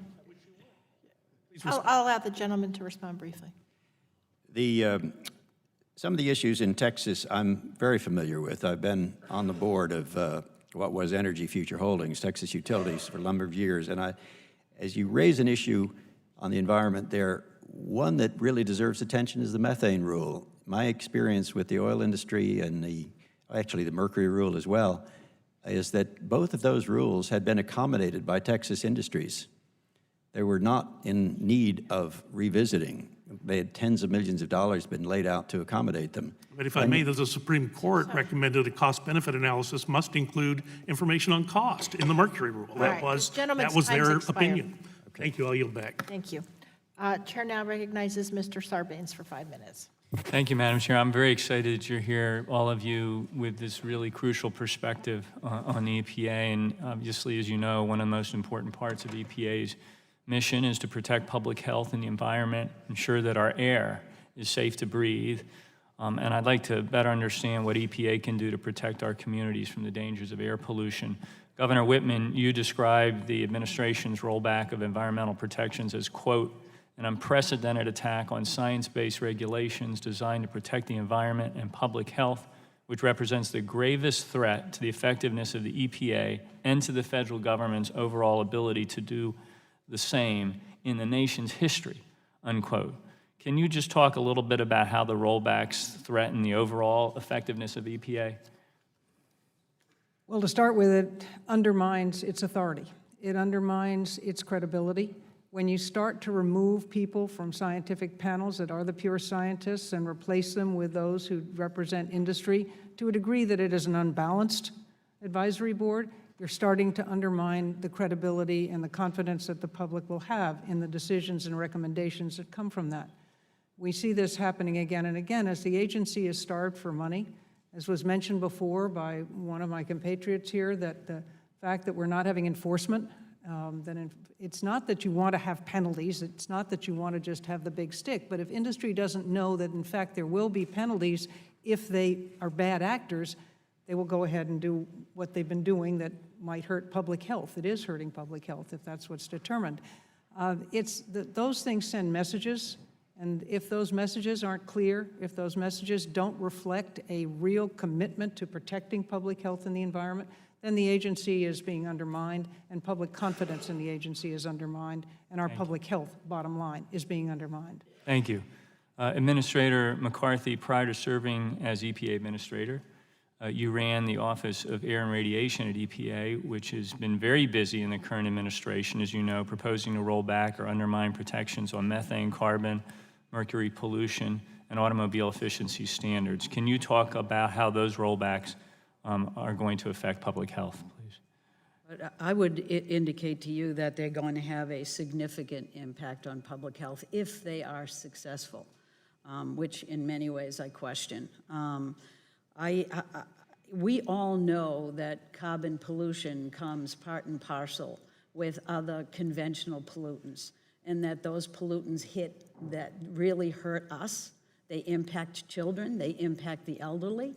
We all know that mercury is a neurotoxin, and if you roll back the mercury rule, it makes no sense because it's already in place. The industry is not complaining. The science is huge to indicate that it is a tremendously cost-effective rule. The clean car rules offer tremendous opportunities, not just to get cleaner cars that are cheaper for people and better to drive, but we also have an opportunity to significantly reduce ozone pollution, significantly reduce particulate matter. That is one of the most dangerous kind of exposures that we have. So this is a missed opportunity to both keep in place rules that are already effective, and in the case of MATS, done, but also to make sure that you work with industry, that it actually promotes the kind of products that consumers want to buy and advances their interests as well. There is no reason to believe that you can't have a strong auto industry and continue to push it towards cleaner cars. We've been doing it for a decade or more. We have to keep doing it. Thank you. And something that I find insidious is you obviously, an agency can benefit from bringing in as much input from key stakeholders as possible, important, responsible input. And as I understand it, the administration is relaxing protections against air pollution through memos and guidance without getting the input of key stakeholders, including states. So speak to that, why that is structurally really a problem in terms of landing in the right place on this regulatory oversight.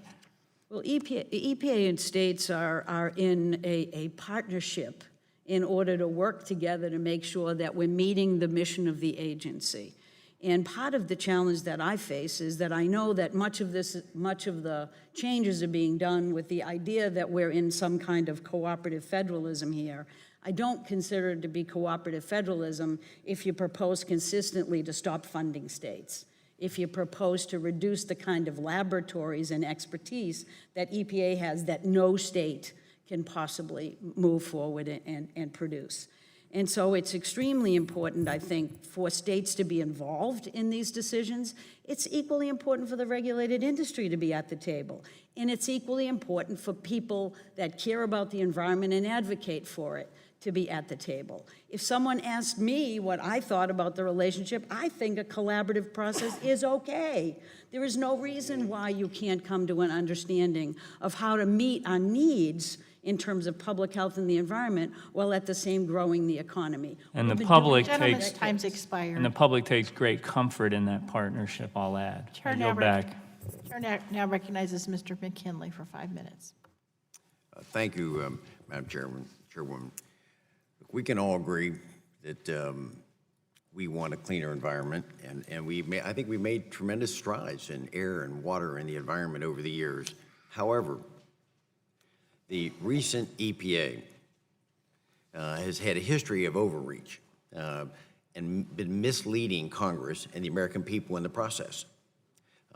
Past administrators promulgated rules and rulemaking that were in many ways aspirational and not based on science.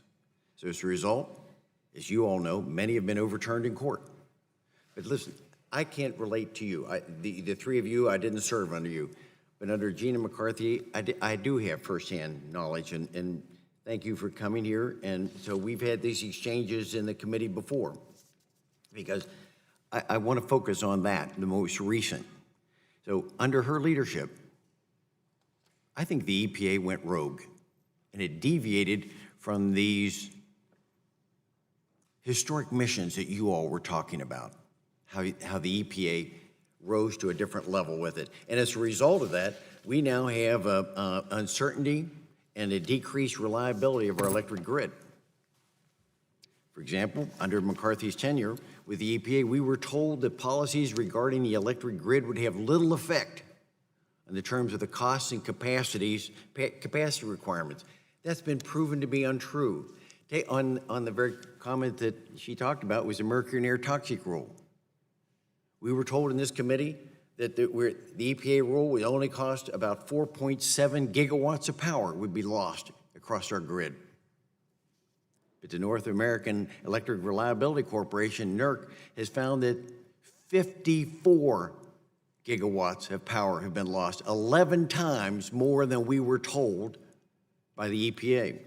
And the impact on the ratepayers, it would be very small, was the quote that was given in testimony.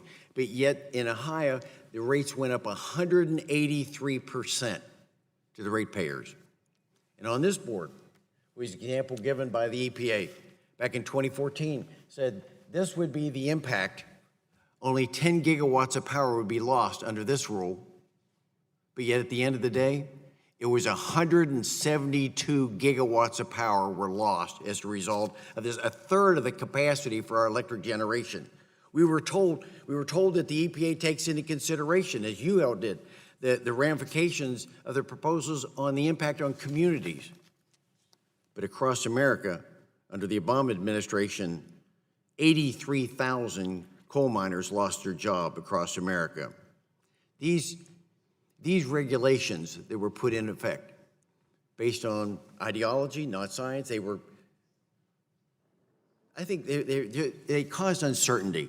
The Samus plant is another example in Ohio.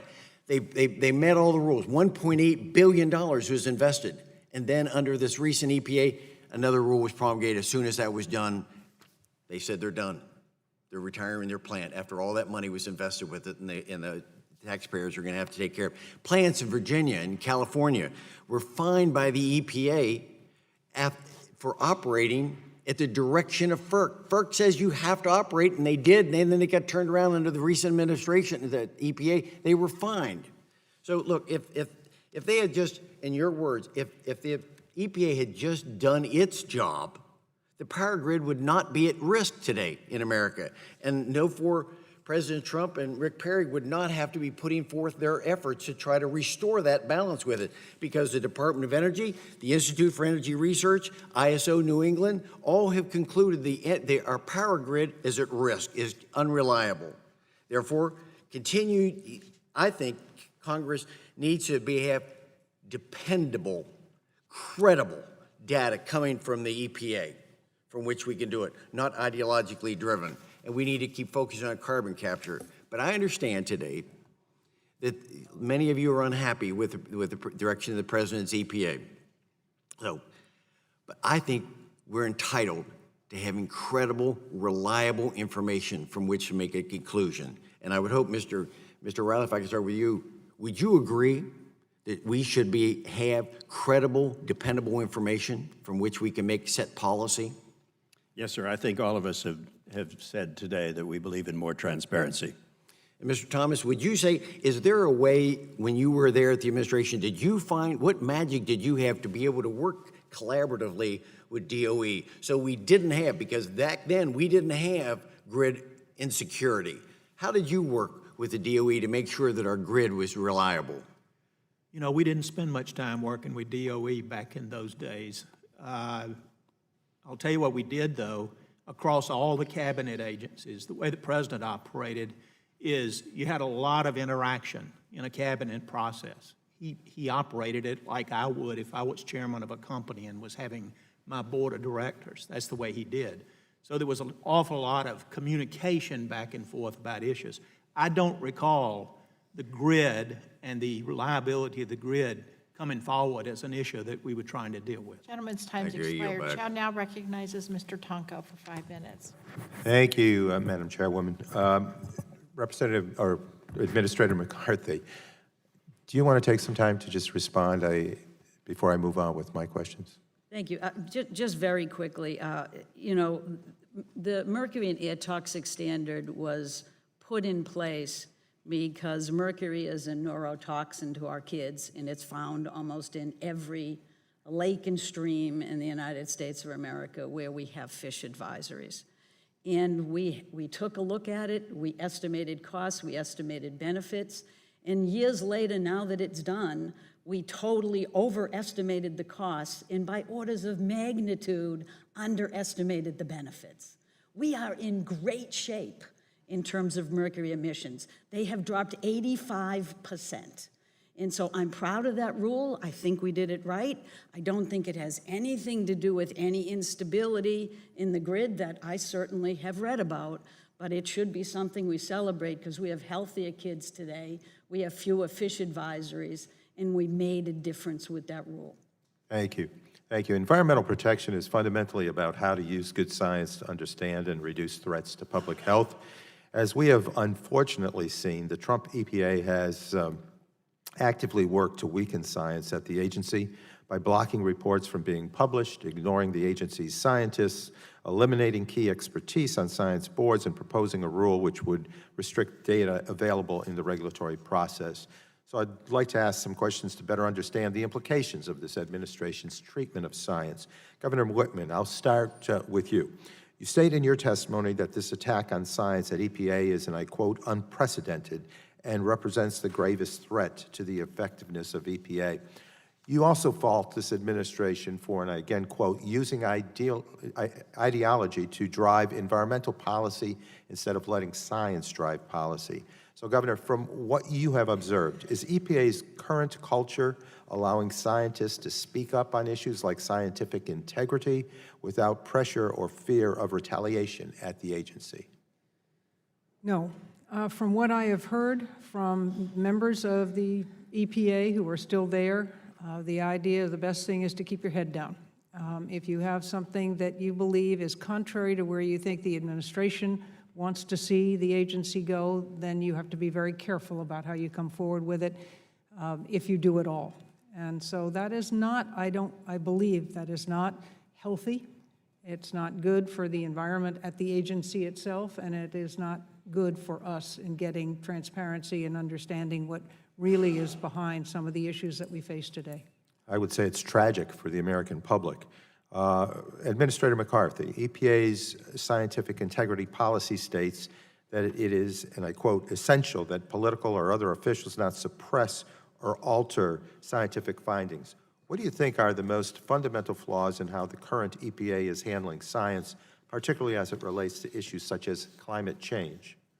Well, I think that this is an area where I would really ask the attention of the committee in terms of oversight. From what I can understand from outside, not only is the agency trying to add doubt and fuel doubt on climate change, but even some of the actions they're doing, for example, actions that they're taking to squish together the decision-making under national ambient air quality standards and decide that we're going to shortcut the process by including cost in the analysis on what's healthy air. That is just abominable. It's not the process under the law, and it shouldn't be tolerated.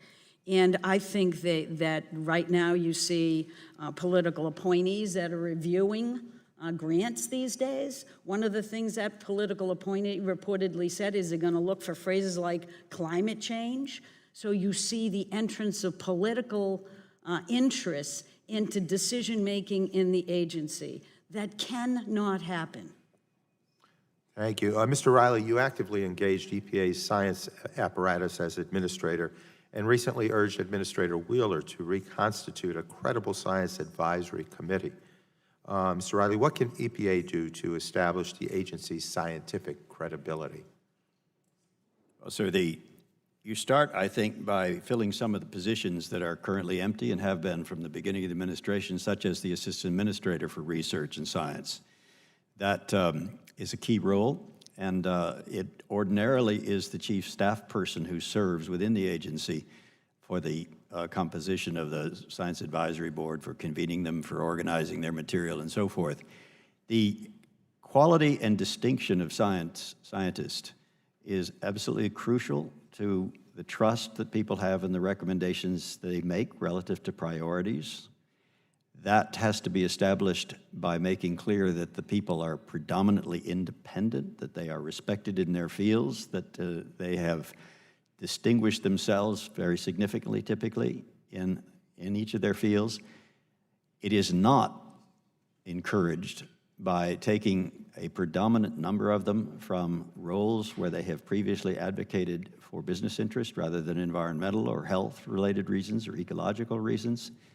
It is, I think, a profound mistake. The chairman's time has expired. The chair now recognizes Mr. Duncan for 5 minutes. Thank you. Thank you, everyone, for being here. I think Mr. Thomas is from the great state of South Carolina. Welcome.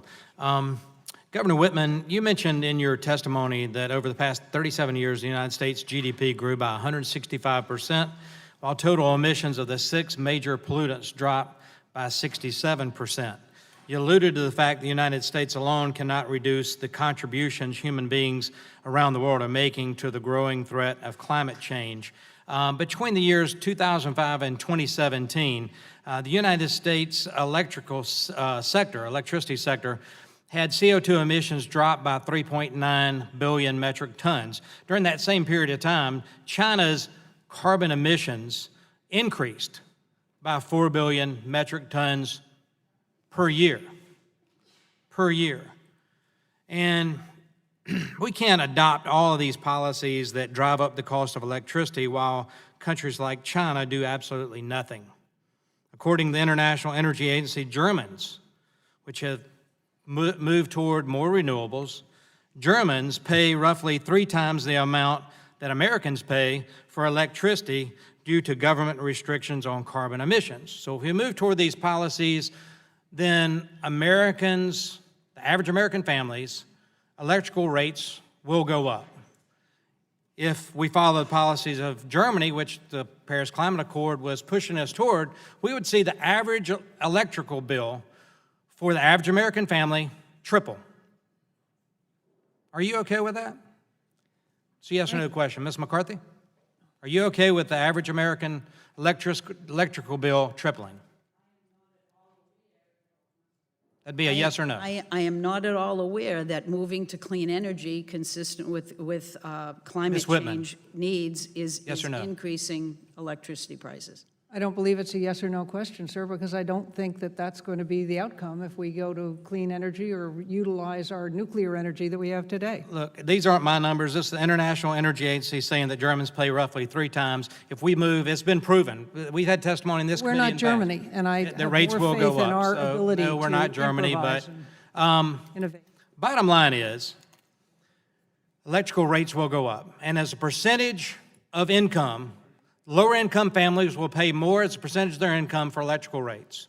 We just need to be careful as we continue this push toward more expensive electricity, which wind and solar truly is. And look, I'm an all-the-above guy, but let me tell you what will lower the carbon emissions for this country. That's nuclear power.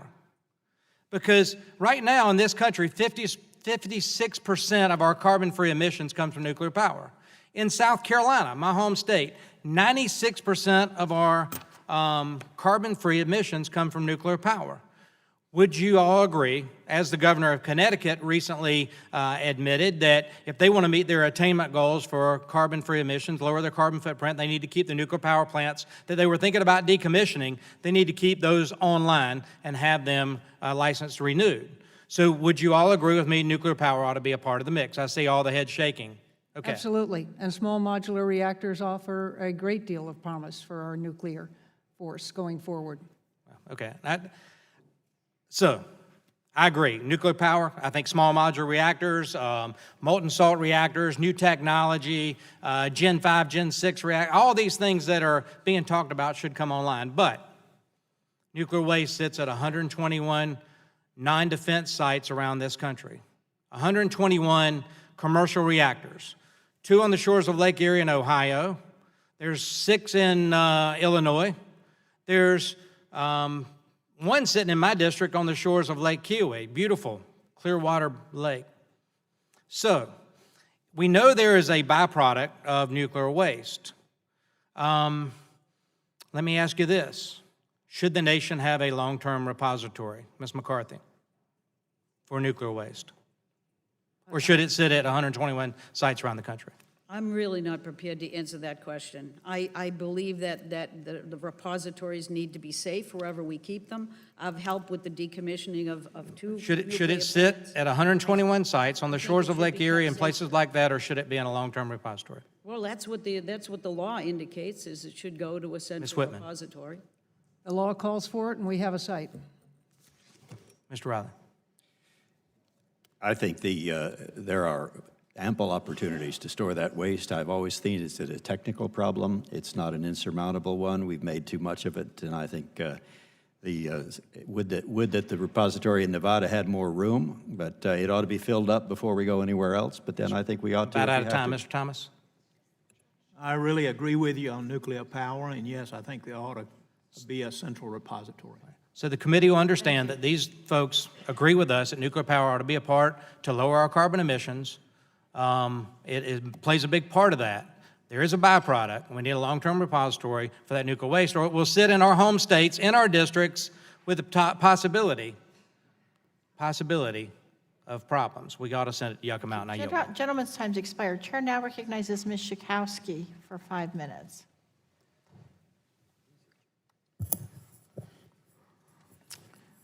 I thank the chairwoman. So,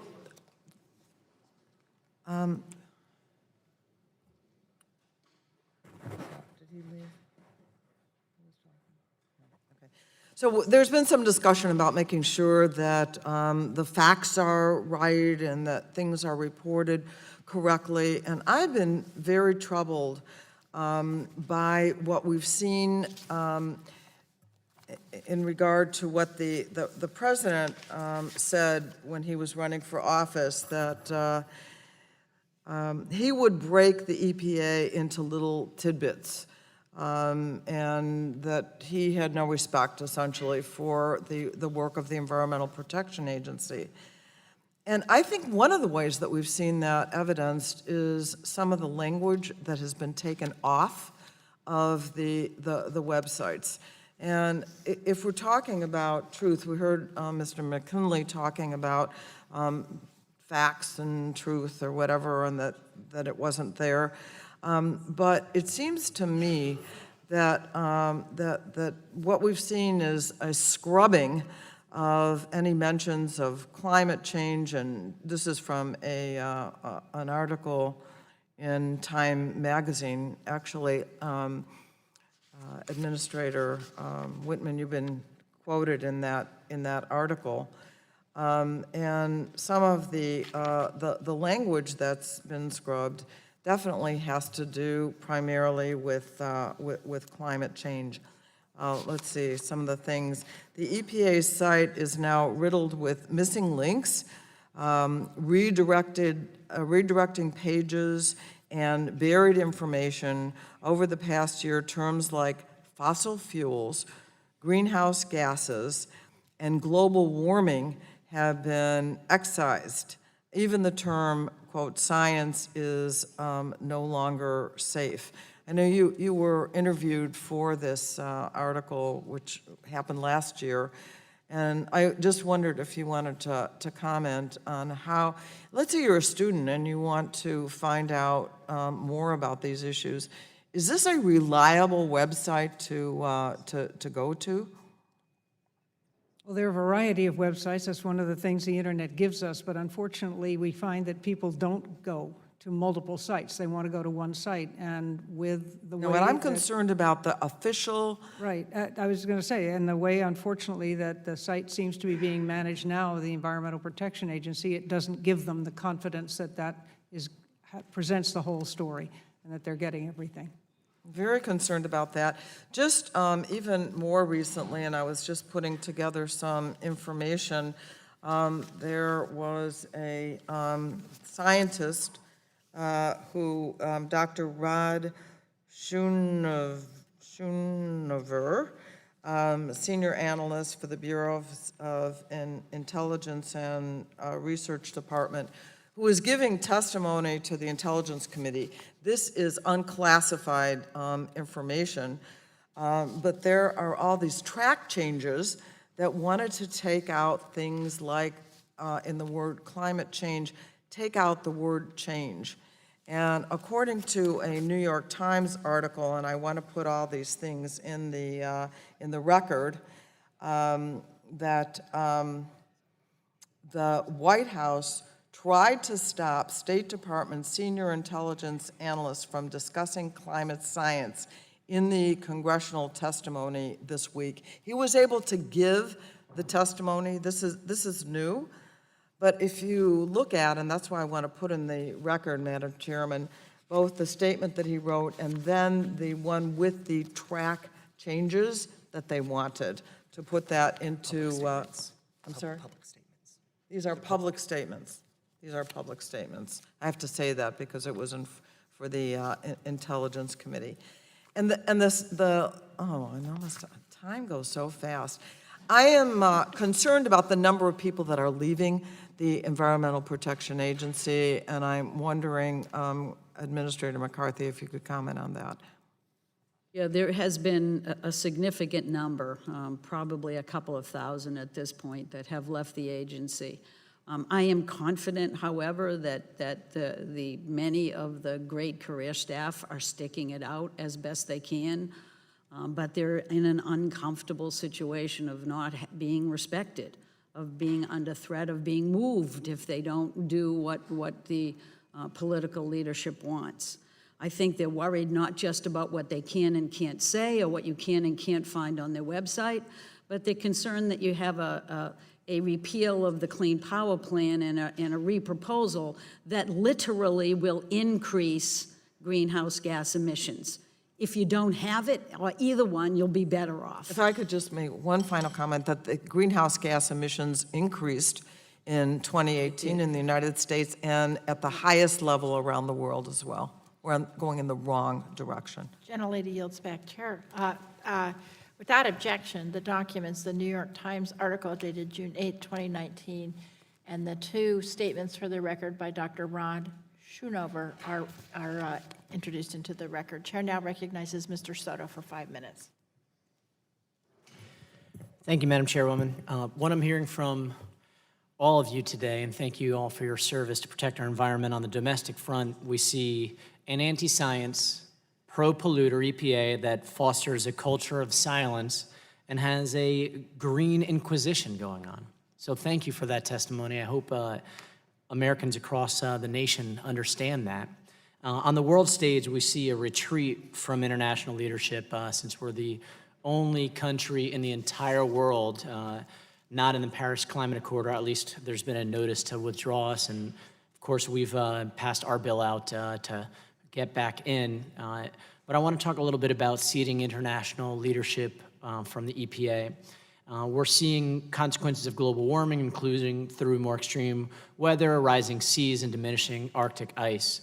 And last week, the State of Global Air 2019 report was released, which found that air pollution is the fifth leading risk factor for mortality, responsible for more global deaths than malnutrition, alcohol use, traffic accidents, or malaria. Mr. Reilly, as administrator, you established the EPA's international office. During your tenure, EPA made great progress working with other countries on environmental priorities. And you recently stated, however, that, quote, American leadership that was essential to the commitments of China and so vital to the success of the Paris Climate Accord have been effectively repudiated during the Trump administration. In your opinion, is there a risk if the U.S. lowers environmental standards that other countries could follow suit and lower their standards? Thank you, Mr. Soto. I cannot count the number of times that ministers from other countries, I specifically remember Mexico, Brazil, making these points, that were the United States to reduce its NOx standard, for example, they would do likewise. They already had a significantly less onerous, less restrictive NOx standard than we, but that would even be more reduced. That is the kind of beacon that the United States has been on the environment. I mentioned a little earlier that we had a role with China, a very effective role that finally caused them to decide they could forego all their 100 million new refrigerators with CFCs and use the substitutes. That happened because they saw American leadership. They saw what it had produced in our country. They saw that we were serious and we knew the issues and we were genuinely trying to help them do the same. Thank you, Mr. Reilly. Since I'm from Florida and knowing that you served as co-chair of the bipartisan National Commission for the BP Deepwater Horizon oil spill and offshore drilling, and are familiar with a lot of the health, environmental, and regional economy threats. What should EPA be doing to ensure that we prepare for future oil spills?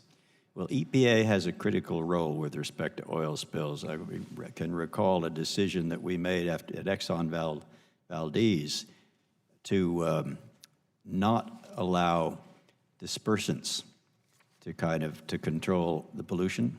And I was told by some, it was a disputed issue, that the fish, if there were no dispersants and the oil was on the surface, that the new fish, and they were just about to swim down from their fisheries hatcheries, would swim under the spill. That's the kind of decision that EPA went against the other agencies of the government and against the oil company, and it turned out to be correct, and we saved the fish harvest that year as a result. EPA has that role. It's not the central role. The Interior Department has the significant role in offshore drilling, but EPA has an essential one. Thank you, Mr. Reilly. Ms. McCarthy, during the Obama administration, you all had an ambitious set of standards to protect air quality, probably just what was needed, but we call it ambitious nowadays. Based upon your experience, how important is EPA's leadership in encouraging other countries to act on climate? You know, EPA has been, at least in my experience, viewed internationally as the gold standard. You know, frankly, right now, I'm a little bit embarrassed when I talk to colleagues in other countries because they don't understand what's going on. They see EPA as not making decisions consistent with the mission. They see EPA as backing off the rule of law in terms of enforcement. They don't see us using our example to advance international interests. So we are in a little bit of trouble in terms of the confidence that we're providing to the rest of the world, and the fact that our challenges today are international challenges. We can't fix climate change ourselves. And we have to have leadership that is ethical, leadership that focuses on the mission of the agency, and I think those are issues that I would love to see this committee look into more closely. Thank you. My time's expired. I think the gentleman chair now recognizes Mr. O'Halloran for 5 minutes for questioning. Thank you, Madam Chairwoman, for holding today's hearing to reflect on the direction of the Environmental Protection Agency with witnesses who know the agency best and the agency's important role to American citizens' health. As many of you know, Arizona's 1st Congressional District is unlike any other. It is home to not only the Grand Canyon, but also many tribal communities such as the Navajo Nation. In all my district's beauty, I would like to highlight an ongoing health and contamination issue that has plagued my district since 1944, 75 years, and that is uranium mining. During the Cold War, over 4 million tons of uranium ore were mined on Navajo lands. Today, over 520 of these uranium mines remain abandoned and still unremediated. The EPA has indicated clearly that none of them are safe. I believe the federal government has an obligation to take swift action to right these wrongs. It is within the EPA's mission. Since coming to Congress, I've made addressing the abandoned uranium mines in my district a top priority. And I've worked closely with EPA's Region 9 office to hold the agency accountable and our government accountable. I will continue to do so until every mine site is fully remediated. Beyond the environmental impacts to local communities and watersheds, cancer rates have skyrocketed due to unsafe levels of uranium exposure from these mines. The public health effects from uranium mining is dangerous, which has led the Centers for Disease Control and the University of New Mexico to study the birth outcomes from uranium exposure within the Navajo Nation. Without the EPA, I don't know how we address this problem at all. I know that there's a mother that has lost 8 children a quarter mile away from one of these mines, her husband and her sister-in-law, who all live there. Administrator McCarthy, I appreciate you coming before us today, as you have most recently served as head of the agency until 2017. Under the interagency 5-year plan addressing this issue, starting in 2014. Under the EPA plan, have you seen the agency take the proper steps to address public health from toxic chemicals and other threats? I've seen the agency utilize its resources as best it can to do that, but frankly, the money isn't there. Frankly, we need to continue to push. This issue is not unlike many of the issues plaguing Native Americans in this country. We simply haven't met our responsibilities. And I would agree with you that more money, more resources, and more action at EPA is necessary. I'd just also point out that uranium mining continues to happen. Right now, there's a lot of in situ mining going on, and EPA had actually proposed a rule to try to bring some semblance of order to that to ensure that it was done safely. That rule is now sitting on the sidelines. So we not only have to look at what we've already contaminated, but continue to work forward to make sure that we're not continuing to plague those among us with the least ability to care for themselves. And Administrator McCarthy, we have Superfund sites all over America. You do. How important is the Superfund program to cleaning up contaminated sites, and what can the agency be doing to fully support this program and to fully ask the Congress for the appropriate amount of funding to do so? I think that the Superfund program is extremely important. We know contaminated sites continue to pose threats to those who live around them and folks that are exposed to contaminants that exit those sites. The Superfund program is overloaded with things in the pipeline, not sufficiently resourced. And as of late, there's been a lot of inclination to sort of get those ready to be cleaned out for economic development, which in theory is a good idea, but it takes away from securing the sites that are as yet secured from access for individuals that would threaten their health and well-being. So it is a delicate balance about how to use the money, but clearly we're nowhere near the kind of money we need to get that list down, and every year we keep adding and adding and adding. And have you seen any attempts by this administration to address those issues? They have made Superfund one of the issues that they talk about, but again, I think they're talking about it as an economic opportunity at the end of the game, instead of looking at how we manage exposures today to the contaminated sites that already exist. Thank you, and thank you, Madam Chair. I yield. Thank the gentleman. The ranking member and I will each ask one round of questions to wrap up, and I now recognize Mr. Guthrie for 5 minutes. Thank you very much. Appreciate y'all being here. It's been informative. But all of you as former administrators of a federal agency, each of you more than most understands the importance of the rulemaking process under the Administrative Procedures Act. The APA provides the roadmap for federal regulatory process, and one of the cornerstones of that process is public notice and comment. Members of Congress make the laws and agencies write implementing regulations, but that is not the complete picture. Input from the public is another critical piece. I'm going to read 3 questions to get you all to comment, if you would. 1, do you agree that it is important that federal agencies provide the opportunity for public comment? Do you agree that the opportunity should be afforded to all stakeholders, states, tribes, regulated community, environmental groups? So is public comment important, all stakeholders? And do you agree that different stakeholders can provide unique and needed expertise when it comes to proposed rules? And start with Mr. Thomas and go to the left. Yes, yes, yes. Yes, yes, yes. Yes, yes, yes. Yes, yes, yes. Okay, that's simple. That was quick, so I'm running. I just have, Mr. Thomas, you talked about the collaborative, and it really sounds like you put together, tried an effort to really work together, work through these issues, and try to come to the balance that we need to make sure we have clean and water and clean air and clean soil, as we've talked about, but also do it in a way that's responsible and sustainable. And so, given that the same office of the EPA handles both compliance and enforcement, how should those two be balanced within that office? Well, I think they really go together. And the approach you take, I think, is really good communication. First, you've got to have credible rules and credible regulations. You've got to make sure the regulated community understands that. You got to have a really good intergovernmental process to work with the states. And then I think enforcement is a very important part of it.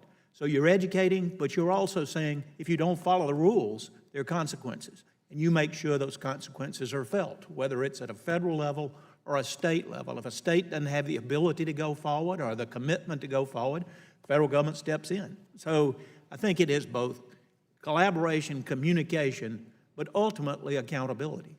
Okay, thank you.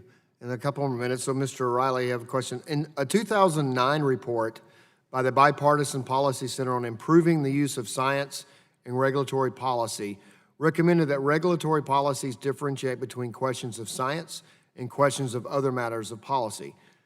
The question is, do you see value in having a section of an EPA Federal Register notice for any proposed guidance or rule when that action is informed by scientific studies, describe the primary scientific questions and the primary policy questions that needed to be answered in drafting the rule or guidance? It's a long question, but. I think I lost it. Okay. Actually. Yeah. Do you see the value, and maybe all of you can answer, do you see the value of EPA Federal Register notice for any proposed guidance or rule when that action is informed by scientific studies? Do you think that the notice should describe the primary scientific questions and the primary policy questions? I would generally say yes. Yes. Mr. Thomas, I guess we'll. Yeah, I agree with that. Governor? You're going to get another yes. Okay. Ms. McCarthy? Actually, I'll be a little bit more qualified. Okay. Because there are processes within the agency that are fairly exclusively science-driven. Risk assessments, those types of issues.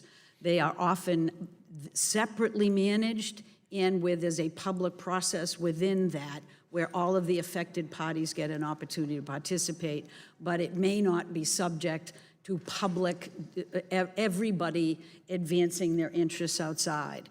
So that there are times, I believe, when it's less fruitful to go to the general public than it is to rely on scientists themselves to make decisions, as long as that process is open and deliberate and has all the necessary parties. Okay, thank you, and my time's close to expiring, so I'll yield back. Thank you so much. In Governor Whitman's testimony, you said, quote, "Today as never before, the mission of EPA is being seriously undermined by the very people who've been entrusted with carrying that mission out." And that sentiment was echoed in some form today by all four of the witnesses. So I just want to ask each witness very briefly if they can say for the record, if you have one message for this administration, what would it be? Mr. Thomas, we'll start with you. I think it starts from the top with a commitment to the mission of EPA. I don't think that's there. And I think a lot of what we're talking about as far as the agency concerned are symptomatic of that. Thank you. So the one message is commit to the mission as it's defined in the laws. Thank you. Mr. Reilly? Mr. Thomas has characterized that very well, I think. In my own meeting with the administrator when he was still acting administrator, I guess he's just been confirmed, I recommended beginning with science, reasserting the primary role of science in all of the regulatory decisions he was making, consulting science and making that clear, and reconstituting the Science Advisory Board with very distinguished members. Thank you. Thank you. Governor? I think it's incumbent on the administration to commit to the mission of the Environmental Protection Agency, the importance of it, to recommit and restate the importance of it and the importance of science as being the underpinning of the decisions being made. Administrator McCarthy? Just to add, not subtract, because I agree with everything that's been said. I do think that it's incredibly important for a signal for the agency to send that when they make decisions, they talk about the public health and environmental implications of those decisions. I'm tired of hearing decisions being made where we solely talk about how much it's reduced manufacturers' costs. That's not the mission of the agency. Thank you. I want to thank all of the witnesses because it's really extraordinary and not very frequent where we have four former cabinet officials, well, they should be cabinet officials, administrators of one agency spanning Ronald Reagan to Barack Obama, and they all agree on what the mission should be for this very important agency to protect public health. And they also agree that the agency really needs to redouble its effort and redouble its commitment to science. So this was a really powerful and important hearing. I hope the administration was watching, because all of you were really important voices, and I want to thank you. The first thing is we have several documents that have been submitted, and without objection, the February 13th letter from Mr. Walden and Mr. Shimkus to Mr. Pallone and Mr. Tonko is entered into the record. And also the April 8, 2019 letter and the June 10th letter to me and to Ranking Member Guthrie from the American Thoracic Society is entered into the record. Those are all entered into the record. And I would remind members that pursuant to committee rules, they have 10 business days to submit additional questions for the record to be answered by witnesses. I hope that all of you can answer them promptly, and not to editorialize, but in a fashion much more prompt than the current EPA is responding to this committee's questions. And with that, this subcommittee is adjourned. Thanks. Good job.